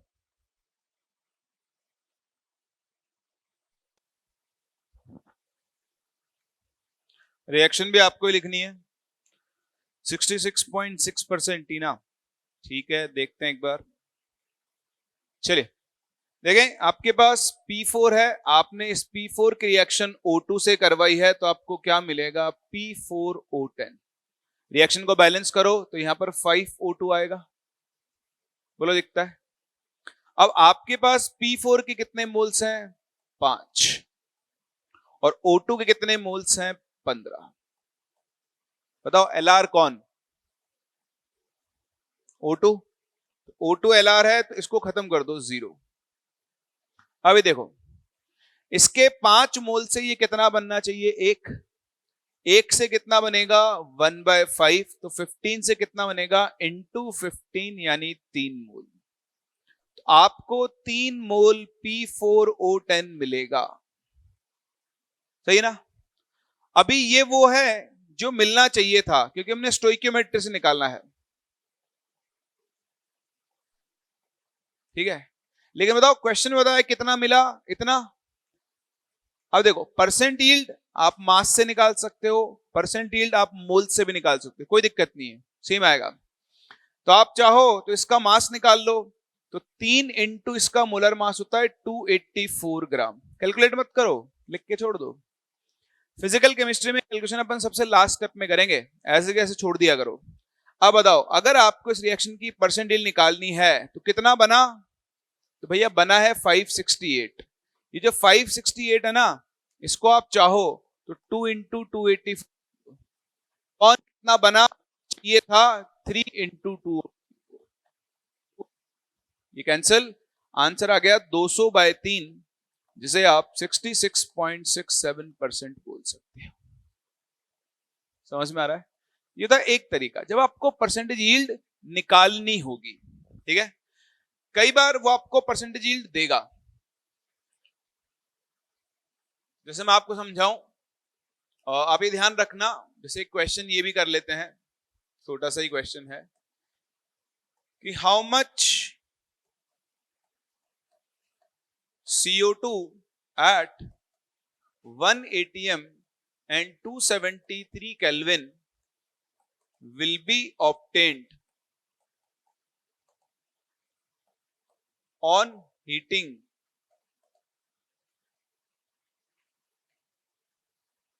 16.8 gram MgCO3 with 80% yield। तो ऐसा क्वेश्चन हमने जीएमपी में भी किया था, पीएसएस के अंदर। आपसे कह रहा है कि बताओ, आप अगर 16.8 ग्राम MgCO3 को हीट करो तो आपको CO2 का कितना वॉल्यूम मिलेगा, एट हाउ मच वॉल्यूम भी लिख लेना है यहां पर एक चीज और, how much volume of CO2 at 1 atm and 273 Kelvin will be obtained, जब आप इतना ग्राम MgCO3 को हीट करोगे। तो पहले तो रिएक्शन बताओ, है ना। अब आप समझदार हो, देखो कवि खुद बता रहा है आपको। पहली बात, MgCO3 होता है सॉलिड, नहीं पता तो याद रखो। इससे एक चीज तो पक्की बननी है, क्या, CO2 गैस। तो बाकी क्या बचा, MgO, तो मेटल ऑक्साइड है, ये भी कैसा होता है, सॉलिड। ये आपकी रिएक्शन है, ठीक है। अभी इसका मोलर मास निकालो आप, वो आता है 84। तो देखो 16.8 डिवाइडेड बाय 84, बताओ इसके कितने मोल्स हो गए, 0.2 मोल। आपके पास इसका 0.2 मोल है। अगर आप इस रिएक्शन की शक्ल देखो, बताओ एक मोल से CO2 कितना बन रहा है, 1 मोल, सही है। तो बताओ 0.2 मोल से कितना बनना चाहिए था, 0.2 मोल। और 0.2 मोल बनता अगर इस रिएक्शन की यील्ड कितनी होती, इसकी एफिशिएंसी कितनी होती, 100%। लेकिन कवि ने कह दिया है कि एफिशिएंसी कितनी है, तो जितना बनना चाहिए था उसका 80% बनेगा, यानी 0.16 मोल CO2 मिलेगी आपको। और आपको CO2 के मोल्स नहीं बताने, आपको क्या बताना है, उसका वॉल्यूम। कहां पर, 1 atm 273 पर। बताओ वॉल्यूम निकालने के लिए मोल्स को किससे मल्टीप्लाई कर देंगे, 22.4 से, और ये आपके इस क्वेश्चन का करेक्ट आंसर आ जाएगा। अंजलि वीडियो ऑफ नहीं होगा, आपका नेट का इश्यू होगा। मैंने आपको बताया ना, क्लास ज्वाइन करने से पहले आप एक बार बैकग्राउंड एप्स बंद कर लिया करो। थोड़ा सा भी नेट फ्लक्चुएट होता है ना, तो उसकी वजह से वो कर देता है। सही है, समझ में आया, कोई डाउट किसी को, है ना। अभी आप सुनना ध्यान से, अब मैं इसको एक ट्रिक में बदल रहा हूं। ये ट्रिक आपको याद रखनी है। वैसे तो डायरेक्ट, जैसे आपने एनसीईआरटी सिलेबस में नहीं है, लेकिन यील्ड आपसे पूछ सकता है, ठीक है। तो ध्यान देखो, मुझे रिएक्टेंट दिया था, रिएक्टेंट से मैंने क्या निकाला, प्रोडक्ट। आप अपने क्वेश्चन को नॉर्मली सॉल्व करो और लास्ट स्टेप में जो यील्ड दी है उससे मल्टीप्लाई कर दो। मैंने क्या किया, इसके इतने मूल से ये कितना बनेगा निकाल लिया, और लास्ट स्टेप में कितनी यील्ड थी, 80%, उसको 0.8 से मल्टीप्लाई कर दिया। अगर यील्ड 70% होती तो उसको 20% होती तो 0.2 से मल्टीप्लाई कर देता। बोले बात समझ में आ रही है। तो ट्रिक क्या है, ट्रिक बहुत ही सिंपल है। अगर आपको क्वेश्चन में रिएक्टेंट का डेटा दिया है और आप रिएक्टेंट से किसका अमाउंट कैलकुलेट करना चाह रहे हो, प्रोडक्ट का, तो आपको मल्टीप्लाई करना है विद परसेंटेज यील्ड बाय 100। मतलब समझ जाना, हम सिर्फ ये लिख सकते हैं परसेंटेज यील्ड से मल्टीप्लाई करना है। और अगर आपको प्रोडक्ट से रिएक्टेंट निकालना है तो आपको उल्टा काम करना पड़ेगा, divide by percentage yield by 100 से, ठीक है। जैसे आपको याद होगा, सुबह हमने एक क्वेश्चन छोड़ा था जीएमपी के अंदर, मैंने आपसे कहा था बाद में पढ़ाऊंगा। अब आप उसको जाकर ट्राई कर सकते हो। देखो ये क्वेश्चन लिखे, how much CaCO3 is required to obtain 88 gram to obtain 88 gram CO2 with 80% yield of reaction. ठीक है, तो आपको बताना है कि 80% यील्ड के साथ अगर आपको 88 ग्राम CO2 बनानी है तो कितना CaCO3 चाहिए होगा। तो हम लोग सिंपल अपनी इस ट्रिक को यूज करेंगे। देखो ये तो आपको याद ही हो चुकी है रिएक्शन कि CaCO3 सॉलिड को अगर आप हीट करोगे तो आपको क्या क्या मिलेगा, CaO solid plus CO2 gas, बोलो मिलेगा। ठीक है जी, अब आपके पास है 88 डिवाइडेड बाय 44 यानी 2 मोल CO2। कितना है, 2 मोल CO2। बताओ 2 मोल CO2 बनाने के लिए ये भी कितना काम में आता, 2 मोल आता, लेकिन रिएक्शन की यील्ड कितनी है, 80%। कितनी है, आप प्रोडक्ट से क्या निकाल रहे हो, रिएक्टेंट, तो लास्ट में हम 2 डिवाइड बाय क्या कर देंगे, 0.8। प्रोडक्ट से रिएक्टेंट निकाल रहे हो तो परसेंट यील्ड से क्या करना है, डिवाइड, रिएक्टेंट से प्रोडक्ट निकाल रहे हो तो परसेंट यील्ड से क्या करना है, मल्टीप्लाई। आप देखो आपको इसके 20/8 यानी 2.5 मोल चाहिए, 2.5 मोल CaCO3। और बताओ 2.5 मोल CaCO3 का मास, तो आपको 250 ग्राम CaCO3 चाहिए होगा ताकि उसमें से 20% वेस्ट हो जाए, तो यील्ड 80%, तो 20% तो वेस्ट जाना ही है और बाकी का 80% इसको क्रिएट कर दे। तो आप ये मेरी बात समझें, दिस इज इंपॉर्टेंट, इस ट्रिक को जरूर याद रखना। रिएक्टेंट से प्रोडक्ट बना रहे हो तो परसेंट यील्ड से क्या करोगे, मल्टीप्लाई, प्रोडक्ट से रिएक्टेंट बना रहे हो तो परसेंट यील्ड से क्या करोगे, डिवाइड। अच्छे से समझ लो, ये आपको आना चाहिए, आइडिया मैंने दे दिया है। चांसेस कम है, पूछेगा तो भी यही पूछेगा, ये बहुत कम चांसेस ये पूछे, बट फिर भी आपको अच्छे से आना चाहिए। कोई डाउट हो तो बताओ।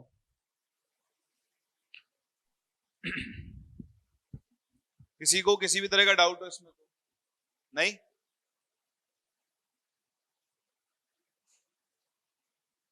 ठीक है, बहुत ही बढ़िया। चलिए, तो ये हमारे चैप्टर का एक और पार्ट खत्म होता है और हम चल रहे हैं यहां से आगे और मूव कर रहे हैं towards laws of chemical combination. ठीक है, तो laws of chemical combination, empirical formula, molecular formula हमको पढ़ना है, जाना चाहिए था यार, आया क्यों।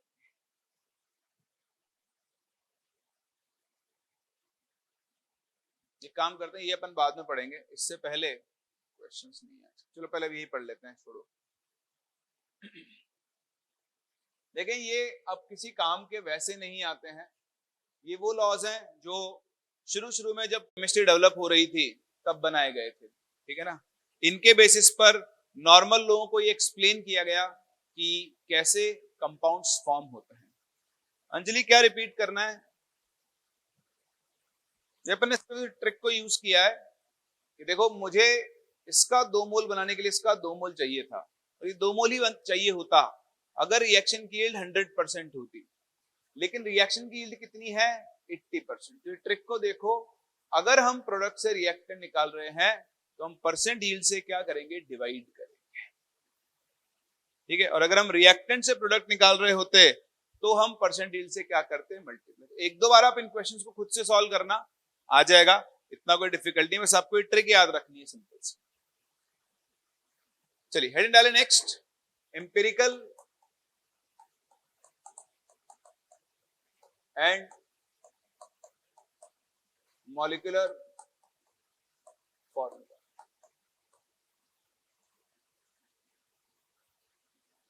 ठीक है, तो देखो एम्पिरिकल फॉर्मूला क्या होता है,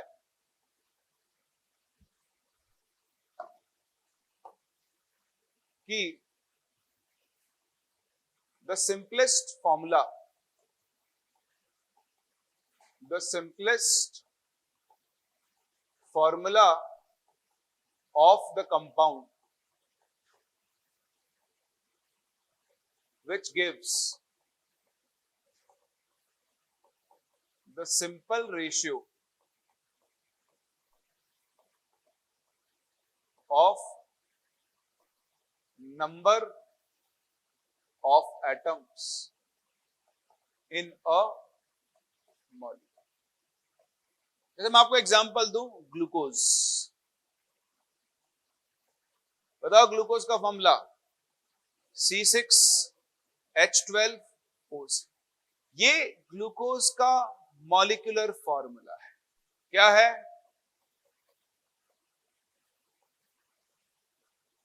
तो ये मॉलिक्यूलर फॉर्मूला क्या होता है?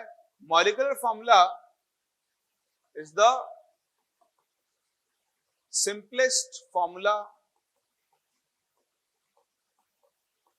which gives the actual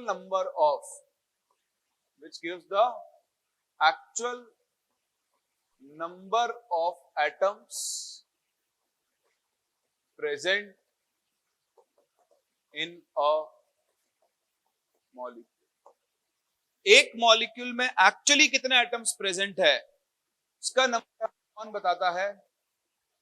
molecular formula. जैसे यहां देखो C6H12O6 इसका मॉलिक्यूलर फॉर्मूला है। तो ये आपको बता रहा है कि ग्लूकोज के एक मॉलिक्यूल में कितने कार्बन एटम हैं? 6।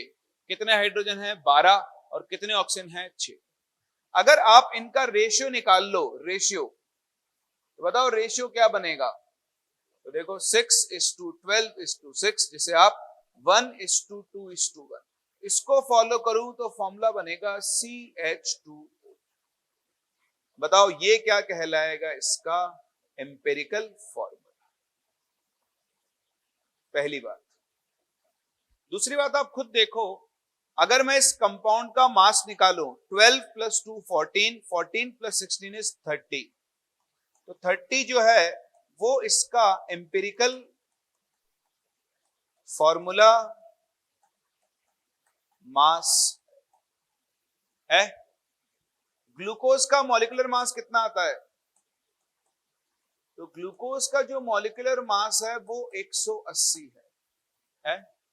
अगर मैं 180 को, मतलब मैं इसके मॉलिक्यूलर मास को अगर इसके एम्पिरिकल फॉर्मूला मास से डिवाइड कर दूं, तो आप देखो 180/30 कितना आ जाएगा? 6 आएगा। और सेम चीज अगर आप देखो, इन दोनों को रिलेट करो, तो आपको साफ साफ दिखाई देगा कि C6H12O6 जो है वो एक्चुअली इसके एम्पिरिकल फॉर्मूला का 6 टाइम्स है। देखो, इसको 6 से मल्टीप्लाई करो तो C6H12O6। यानी बेसिकली किसी भी कंपाउंड का जो मॉलिक्यूलर फॉर्मूला है वो उसके एम्पिरिकल फॉर्मूला का कितना टाइम्स होता है? n times. और यहां पर जो n है वो किसके बराबर होता है? उसका मॉलिक्यूलर मास डिवाइडेड बाय उसका। इतनी सी कहानी है एम्पिरिकल फॉर्मूला और मॉलिक्यूलर फॉर्मूला की।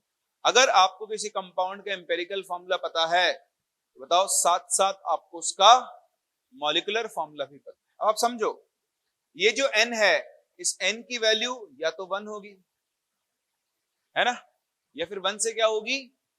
1.5 नहीं हो सकती, 1.5, ये सब नहीं हो सकता। ठीक है, या तो 1 होगा या 2 होगा या 3 होगा या 4 होगा, अप टू इनफाइनाइट। क्या फ्रैक्शन नहीं हो सकता? एटम्स फ्रैक्शन में नहीं होते, एक एटम को आप तोड़ नहीं सकते।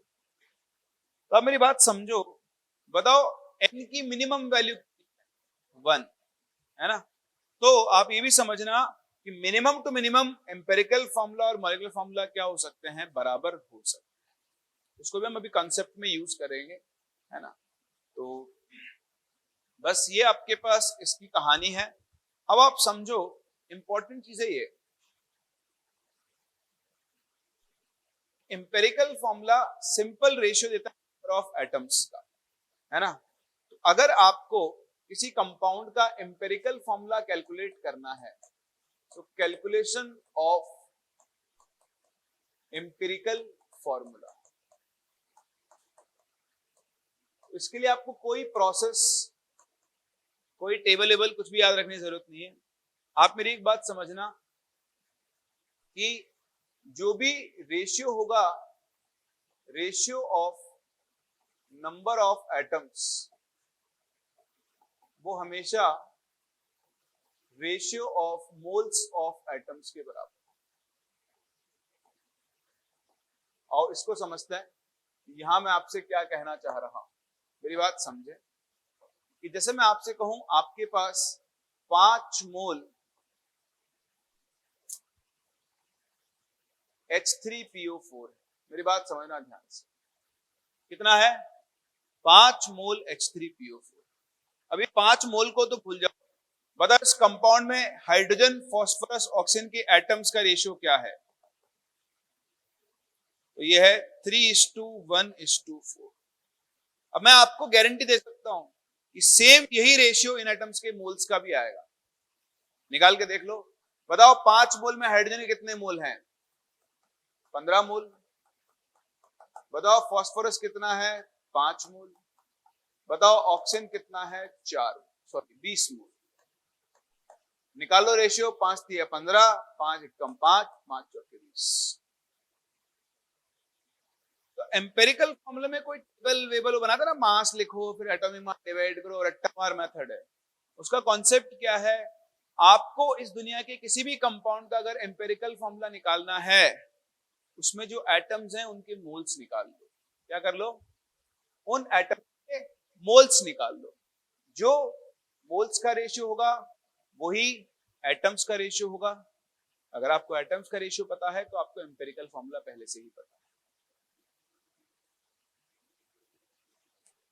रुको जरा, सब्र करो,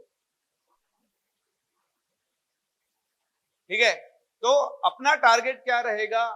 we have to anyhow find, we have to anyhow find ratio of moles of atoms.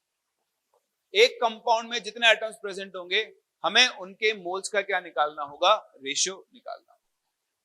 तो करते हैं और समझते हैं कैसे हम लोग इसको करने वाले हैं। क्वेश्चन करके आपको आइडिया लगेगा। थोड़ा फॉन्ट साइज बड़ा है इसका, तो आप देखें, an organic compound contains 60% carbon and 8% hydrogen. बड्डा बड्डा लिखा हुआ है। Determine its empirical formula. चिंता ना करो, आपको नहीं करना, आपके लिए तो बहुत आएंगे। Let me do it. आसान काम मेरा, डिफिकल्ट काम तुम्हारा। यात्रीगण कृपया ध्यान दें, ये क्या लिखा हुआ है? आप ऑर्गेनिक कंपाउंड से क्या समझते हैं? कार्बन और हाइड्रोजन से मिला हुआ कंपाउंड नहीं? ऑक्सीजन भी होगी, कार्बन जरूर है, बाकी और कुछ हो चाहे ना हो। CCl4 ऑर्गेनिक है इनऑर्गेनिक है? हाँ तो वही तो पूछ रहा हूं, रुको जरा। हाँ जी Abhishek ji, carbon CCl4 organic inorganic?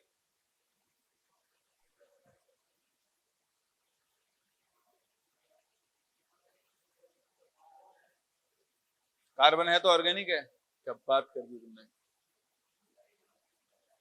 HCN, HCN तो खैर चलो ऑर्गेनिक, ऑर्गेनिक एसिड तो नहीं है, तो ऑर्गेनिक तो है ही।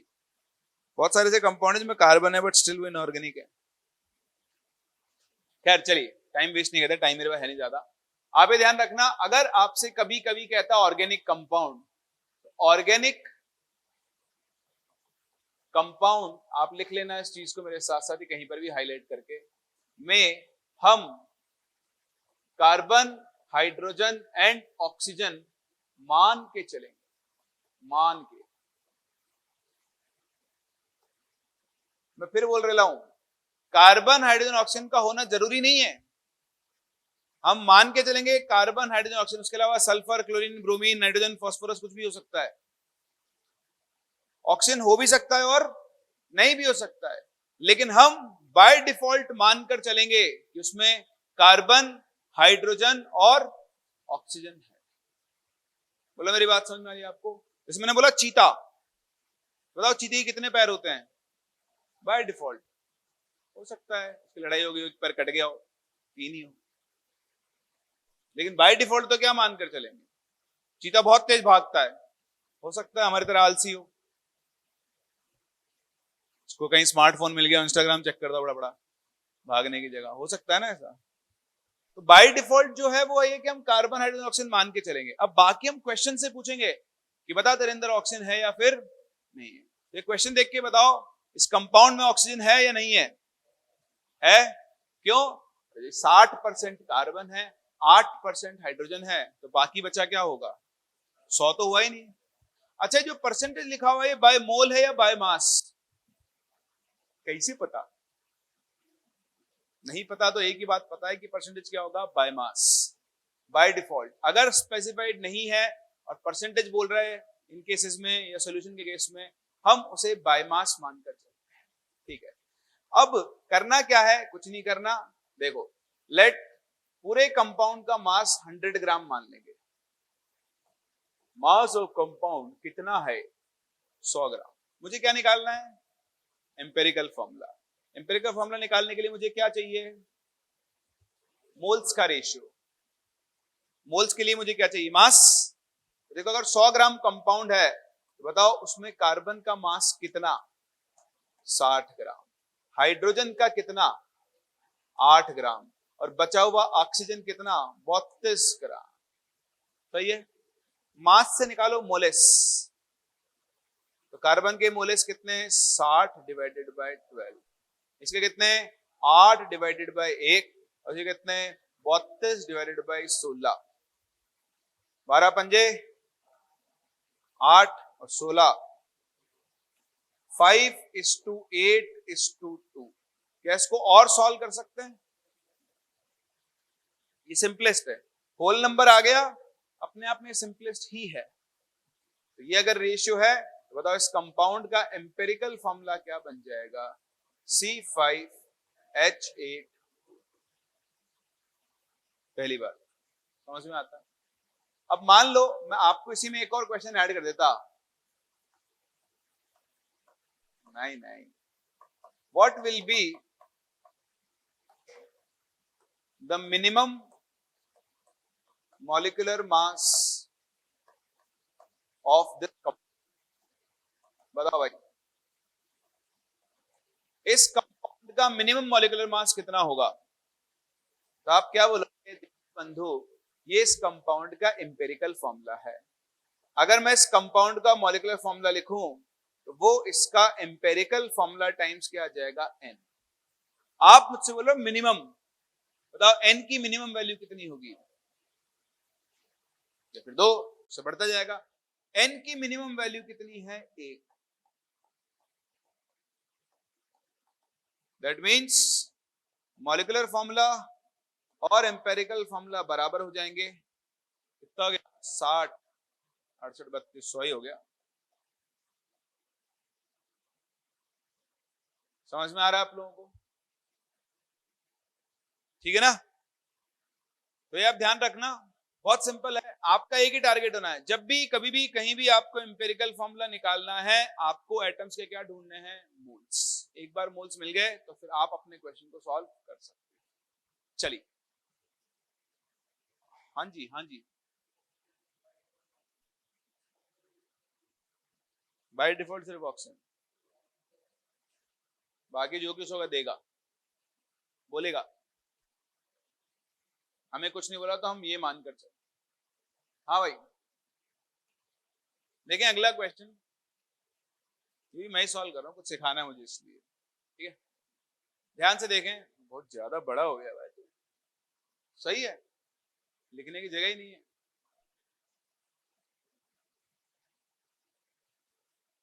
ये ब्लैक ब्लैक में कितना डिफरेंस है, ऐसा ब्लैक क्यों नहीं हो रहा है, क्या सेम सेम बट डिफरेंट है ना। That is what I am saying. Where is eye dropper, do we have any eye dropper. बताओ, इसका ब्लैक ही ब्लैक नहीं है, कैसे जमाना आ गया यार, black is not black.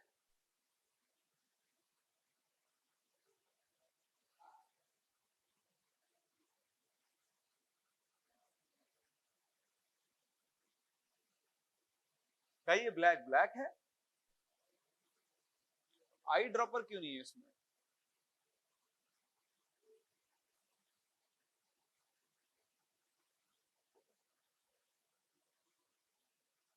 Advanced, mains से काम नहीं चलेगा, एडवांस्ड 100% पे तो बैठा है, इसलिए तो खेलता नहीं हूं वैसे। चलो खैर छोड़ो, अभी इसमें टाइम वेस्ट नहीं करते हैं, क्वेश्चन सॉल्व करते हैं। एक बात तो समझ में आ गई, दुनिया में कुछ भी प्योर नहीं है,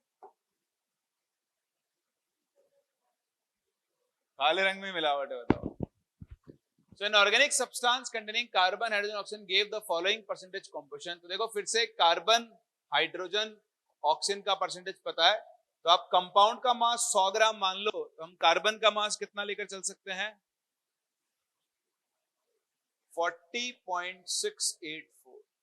बताओ हाइड्रोजन का 5.085 और ऑक्सीजन कितना? 54.228। अभी हमारा टारगेट है इनके मोल्स निकालना। बताओ मास से मोल्स निकालने के लिए क्या करेंगे? एक बार कैलकुलेटर निकाल लो कोई भी एक जना, इसको डिवाइड कर दो 12 से, 5.085 divided by 1 and this is 54.228 divided by 16, ये कितना आया? 3.39। ये 5.085 और ये 3.39। सभी लोग ध्यान से देखें,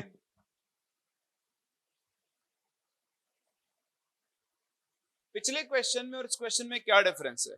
पिछले क्वेश्चन में सीधा होल नंबर आ गया था, लेकिन इस क्वेश्चन में सीधा होल नंबर नहीं आया है। अब इसको हमें एक सिंपल होल नंबर रेशियो में बदलना है। क्या करना है? ऐसे केस में हम क्या करते हैं, इनमें से जो सबसे छोटी वैल्यू होती है उससे सब में क्या करते हैं? डिवाइड। ठीक है, जिसको नहीं पता है वो लिख लेना। कोई भी नंबर्स को अगर वो उल्टे पुल्टे हैं, सिंपल रेशियो में बदलने के लिए जो सबसे छोटी वैल्यू है उससे सब में डिवाइड करते हैं। This divided by 3.39, this divided by 3.39 and this also divided by 3.39।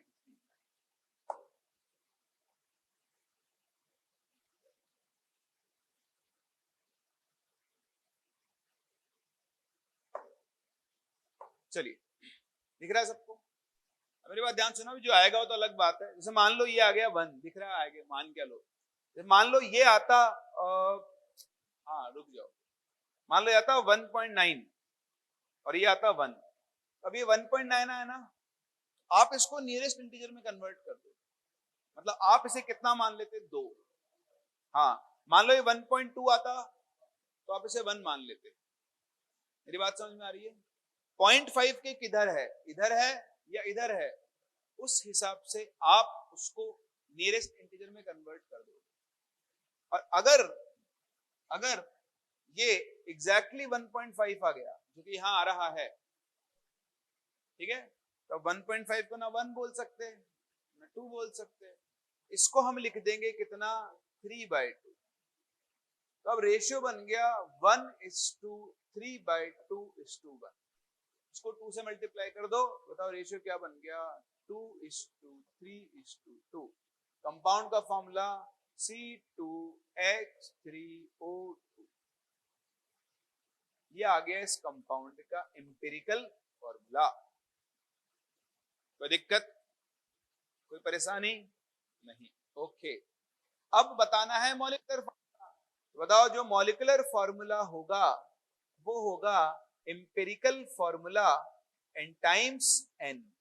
बताओ n की value, molecular mass 118 divide by ये निकालो 59।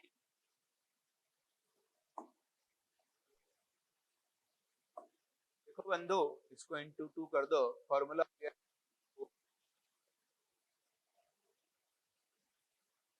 ठीक है, जो आ रहा है वही है, क्या कोई दिक्कत? समझ में आ रहा है? तो ये तरीका है। एक बात ध्यान रखना, कभी भी एम्पिरिकल फॉर्मूला निकालना है आपको, कैसे भी साम दाम दंड भेद, आपको एटम्स के क्या निकालने हैं? मोल्स। जो उनके मोल्स का रेशियो होगा वही उनके एटम्स का रेशियो होगा, और उसी रेशियो से आपको इसका क्या मिल जाएगा, एम्पिरिकल फॉर्मूला। तो अब तुम्हारे हवाले वतन साथियों,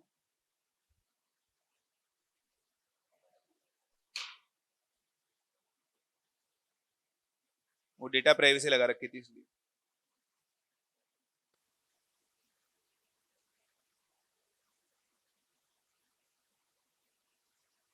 हेलो अंजलि, डेटा चेक करो। C3H7N, आपने ऑक्सीजन तो चेक ही नहीं किया। देखें बहुत ही आसान क्वेश्चन है। पहली बात उसने क्या बोला है, ऑर्गेनिक कंपाउंड। उसने ऑर्गेनिक कंपाउंड बोला है तो आप बाय डिफॉल्ट क्या क्या मानकर चलोगे, कार्बन, हाइड्रोजन एंड ऑक्सीजन। तो कवि कह रहा है कि कार्बन कितना है 3.6 ग्राम, हाइड्रोजन कितना है 0.7 ग्राम, नाइट्रोजन कितना है 1.4 ग्राम। देखो तीनों मिलाकर अभी भी 7.3 नहीं हुआ, दैट मीन्स इसमें अभी भी ऑक्सीजन प्रेजेंट है 1.6 ग्राम। इतना समझ में आता है, बस हो गया। ये इनके मास है, आप निकाल लो इनके moles, divide by 12.3 divide by 1 divide by 14.1 divide by 16.1। तो फॉर्मूला क्या बन गया, C3H7N। सही है। बस इस तरह से आप इन कंपाउंड्स के एम्पिरिकल और मॉलिक्यूलर फॉर्मूला कैलकुलेट कर सकते। किसी को डाउट? आगे बढ़ सकता हूं मैं। बाकी इनके और क्वेश्चंस करेंगे अपन, पीसेस जो मिलेगी जीएमपी के अंदर, बहुत सारी वैरायटी करोगे आप, कहीं अटकोगे तो सीखोगे भी उससे। अभी चलते हैं यहां से आगे और मूव करते हैं अपने अगले टॉपिक्स के ऊपर। लिख दिया था क्या मैंने?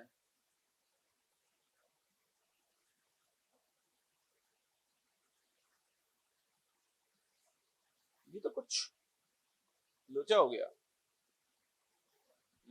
चलो कोई नहीं, आओ बढ़ते हैं आगे और बात करते हैं लॉज ऑफ केमिकल कॉम्बिनेशन। इसमें थोड़ा फास्ट चलूंगा, जहां काम में एक चीज आएगी वहां सिखा दूंगा।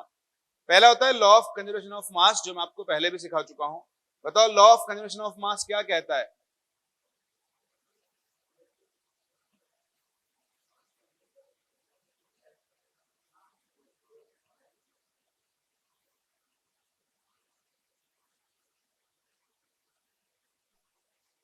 है ना? ये लॉ कहता है कि किसी भी रिएक्शन के लिए टोटल मास हमेशा क्या रहता है, कंजर्व। यानी total mass of reactants will always be equal to total mass of products. ये हम सीख चुके हैं, ठीक है, ध्यान रखना। दिस लॉ, इसका एक लिमिटेशन लिख लो, नोट लिख लो। This law is not applicable for nuclear reactions,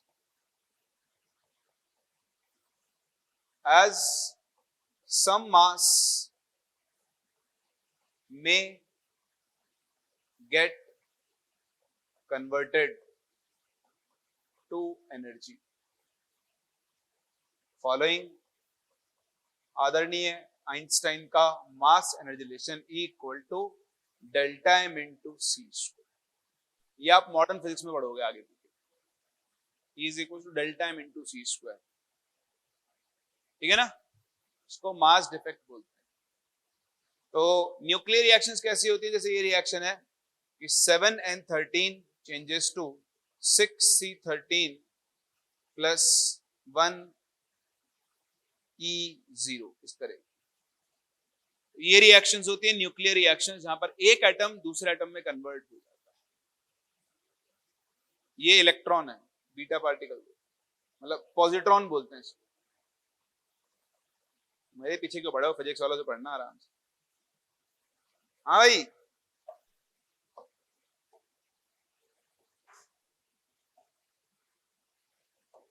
law of constant और डेफिनेट प्रोपोर्शन, ये भी किसी काम का नहीं। कहता है कि सुनो बंधु, H2O में जब जब हाइड्रोजन और ऑक्सीजन कंबाइन होंगे उनके मास के एक सिंपल रेशियो में होंगे। तो यहाँ हाइड्रोजन का मास कितना, 2, ऑक्सीजन का कितना, 16, रेशियो कितना हो गया, 1:2। ये कहता है कि जब भी वाटर बनेगा, वाटर में हाइड्रोजन और ऑक्सीजन के मास का रेशियो क्या है, फिक्स्ड है, डेफिनेट है। वो कितना रहने वाला है, 1:8।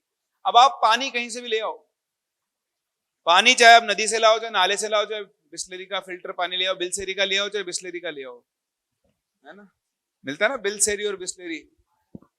हिमालयन ले आओ, कर्नाटका से ले आओ, कहीं से भी ले आओ, ठीक है। कोकोनट वाटर ले आओ, वाटर इज वाटर। वाटर में 1:8 था, 1:8 है, और 1:8 no one can change it. चाहे चाय में डाल लो, चाहे चाय जहां पानी है, अच्छा चाहे जहां, चाय की बात कर रहे हो, कहां पर? बेंगलोर में? कौन बोला भाई? वाटर क्राइसिस तो कहां नहीं है, अगली वर्ल्ड वॉर वाटर पे होने वाली है। After some years we'll be fighting for water, not for NEET. हाँ अंकल जी, पानी मिला दिया। हाँ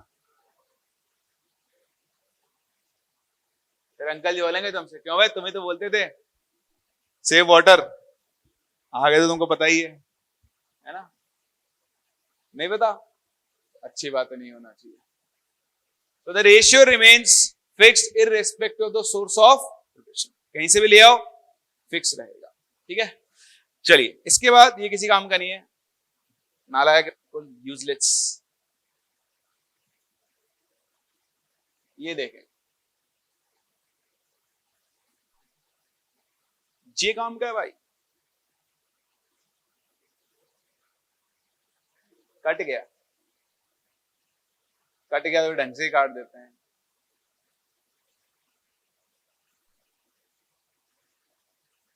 ओ ऐसा क्या, बड़ी नई तकनीक है। अबे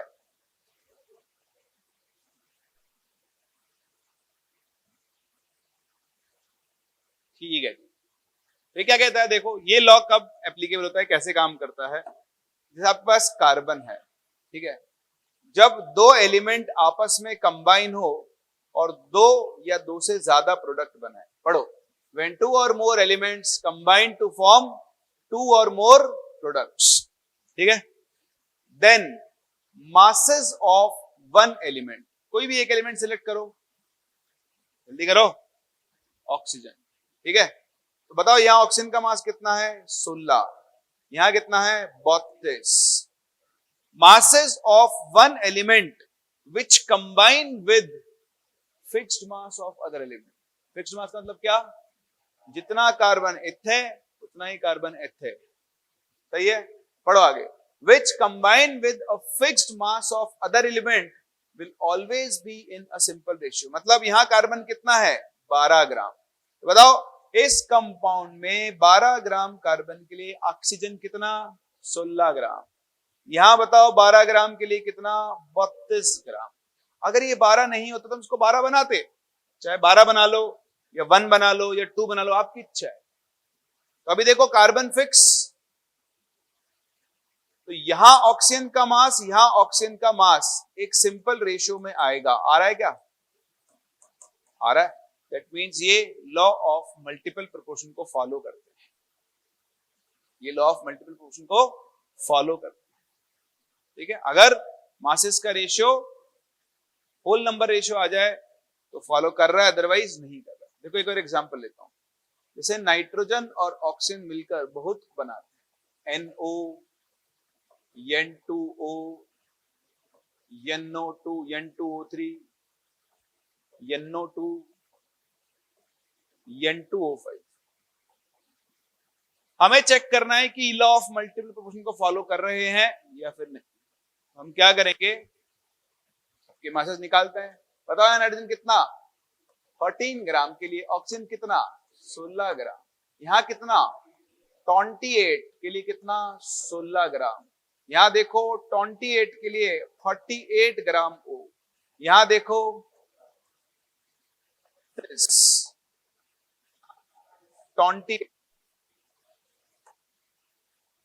रुको उससे मत करो अभी, तो ये 28 के लिए कितना, 80,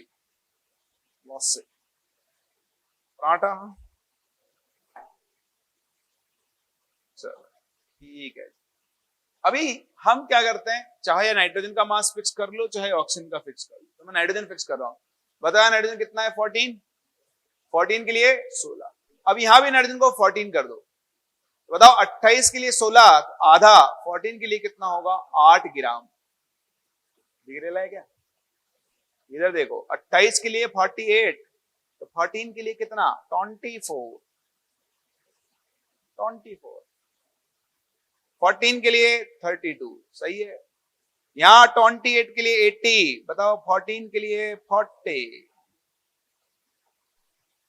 आ गया। अब देखो सब जगह नाइट्रोजन का मास फिक्स कर दिया, तो बाकी सबका रेशियो निकालो। कहां है? इधर से कितना? 16:8:24:32:40। जरा 8 का पहाड़ा बोलो। 8 एकम 8, 8 दूनी 16, 8 तिया 24, 8 चौक 32, 8 पंजे 40। सिंपल रेशियो है। 1 2 3 4 5, 2 1 3 4 5 क्या फर्क पड़ता है? इट अ सिंपल रेशियो है। तमाम का काम तमाम। लिखो पढ़ो और जान दो। मतलब अगर आपको कभी प्रूफ करना पड़े, ऐसे प्रूफ करते हैं लोग। बोले देख के डर लग रहा है, इतना कौन करेगा? चलो इसीलिए अब सिखाते हैं तुमको टिरिक। क्या सिखाएंगे? टिरिक। टिरिक क्या है कि अगर आपको 2 3 4 5 कंपाउंड, जैसे मान लो लिखता हूं CO2 H2O H2O2 CO C3O2, ज्यादा लिख दिए भाई, डर जाएंगे बच्चे। इधर लिखते हैं। अरे रुको जरा, मैं आपसे पूछूं, बताओ ये दोनों लॉ ऑफ मल्टीपल प्रोपोर्शन को फॉलो करते हैं या नहीं? तो कैलकुलेट करने की जरूरत नहीं है, दिख रहा है। बिल्कुल दिखना जरूरी है। जब आप law of multiple proportion check करोगे तो जितने भी कंपाउंड होंगे उनमें सारे एलिमेंट्स कॉमन होंगे, सेम। बताओ ये किससे बना? CO NO NO NO NO NO। सही है। तो यहां जो दोनों कंपाउंड बने किससे बने? HO फॉलो करता है। मैं बोलूं CO2 C3O2, मैं बोलूं CO2 H2O H2O2, तीनों जगह एलिमेंट्स क्या होना चाहिए? C। Law of multiple proportion के लिए आप चाहो तो मैं आपके लिए लिख भी देता हूं कि for law of multiple multi क्यों गया बे? Law of attraction.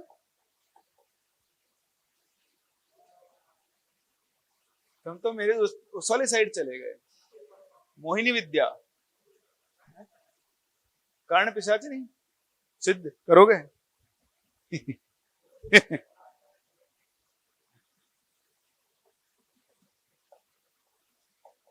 सब कुछ त्यागना पड़ेगा बाबू,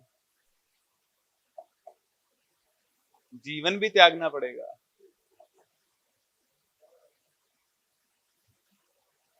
तो देखिए law of multiple proportion to be valid, मेरे को कंफ्यूज कर दिया भाई, रुक जाओ लिख लेने दो। All elements in all the compounds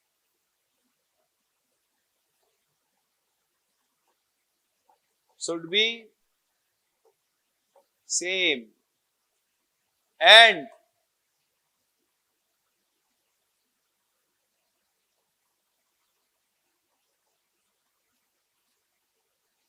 same isotopes should be present. This is very important. जैसे मैं बोलूं तुमसे H2O H2O2 और D2O, बताओ law of multiple proportion valid होगा या नहीं? आयुष हंस रहा है कर्ण पिशाचिनी के नाम से। ये हमारे यहां अभिषेक है, सिद्ध करना चाहता है कर्ण पिशाचिनी। प्रोसेस पता है क्या आपको? प्रोसेस पता है? हैं? बंगाली? आप बंगाल से हो? अरे कहाँ? अच्छा नीचे जीएसबी में, वो इसकी हेल्प कर देगा। मतलब जो आदमी बंगाल से उसको काला जादू आता है ना, डिफाइन कर दिया आपने। राजस्थान में? अच्छा राजस्थान में तो बाल बालिका वधू, बाल विवाह।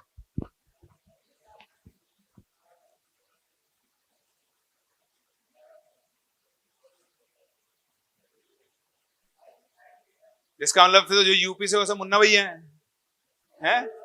गुड्डे भैया मुन्ना भैया? जौनपुर से हैं आप? तो वहां आप गुड्डा भैया हो मुन्ना भैया हो? वो तो मिर्जापुर से हैं गुड्डू भैया मुन्ना भैया। तो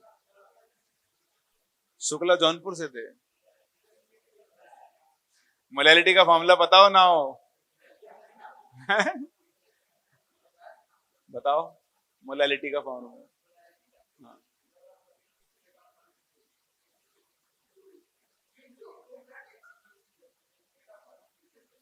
सही बात है, जौनपुर से थे।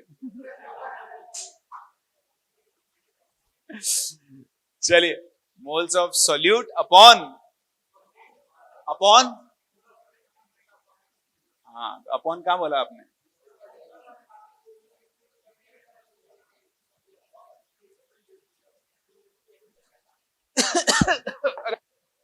रुको जरा। हाँ भाई, तो यहां पर ये क्या है? ड्यूटेरियम। क्या है? ड्यूटेरियम।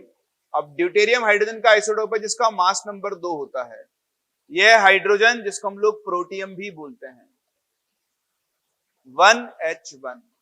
इनके ऊपर ये लॉ वैलिड, क्योंकि आइसोटोप क्या हो गया है? बदल गया। Law of multiple proportion valid होने के लिए सभी आइसोटोप्स क्या होने चाहिए? सेम। ठीक है। तीसरा होता है लॉ ऑफ रेसिप्रोकल प्रोपोर्शन। रुक जाओ, लिख लेना, आज क्वेश्चन आएंगे ना फिर करने पाओ। ठीक है, देखो इसकी लैंग्वेज पूरी नहीं है, यहाँ पे इनकम्प्लीट होगी, है ना। इसकी लैंग्वेज इनकम्प्लीट है, इसको हम हटा देते हैं, मैं आपको लिखवाऊंगा दोबारा, नेक्स्ट क्लास लिखवा दूंगा। ये चलो एक काम करते हैं, इसको नेक्स्ट क्लास ही कर लेंगे, छोड़। ठीक है, 2 लॉ और बचे हैं, ये दोनों पर नेक्स्ट क्लास कर लेंगे। हाँ अब आप आराम से देख लो, किसी को तो मुझसे पूछ सकता है। अच्छा चलो एक क्वेश्चन छोटा सा बताओ, NaCl, NaBr, NaI, law of multiple proportion valid होगा या नहीं?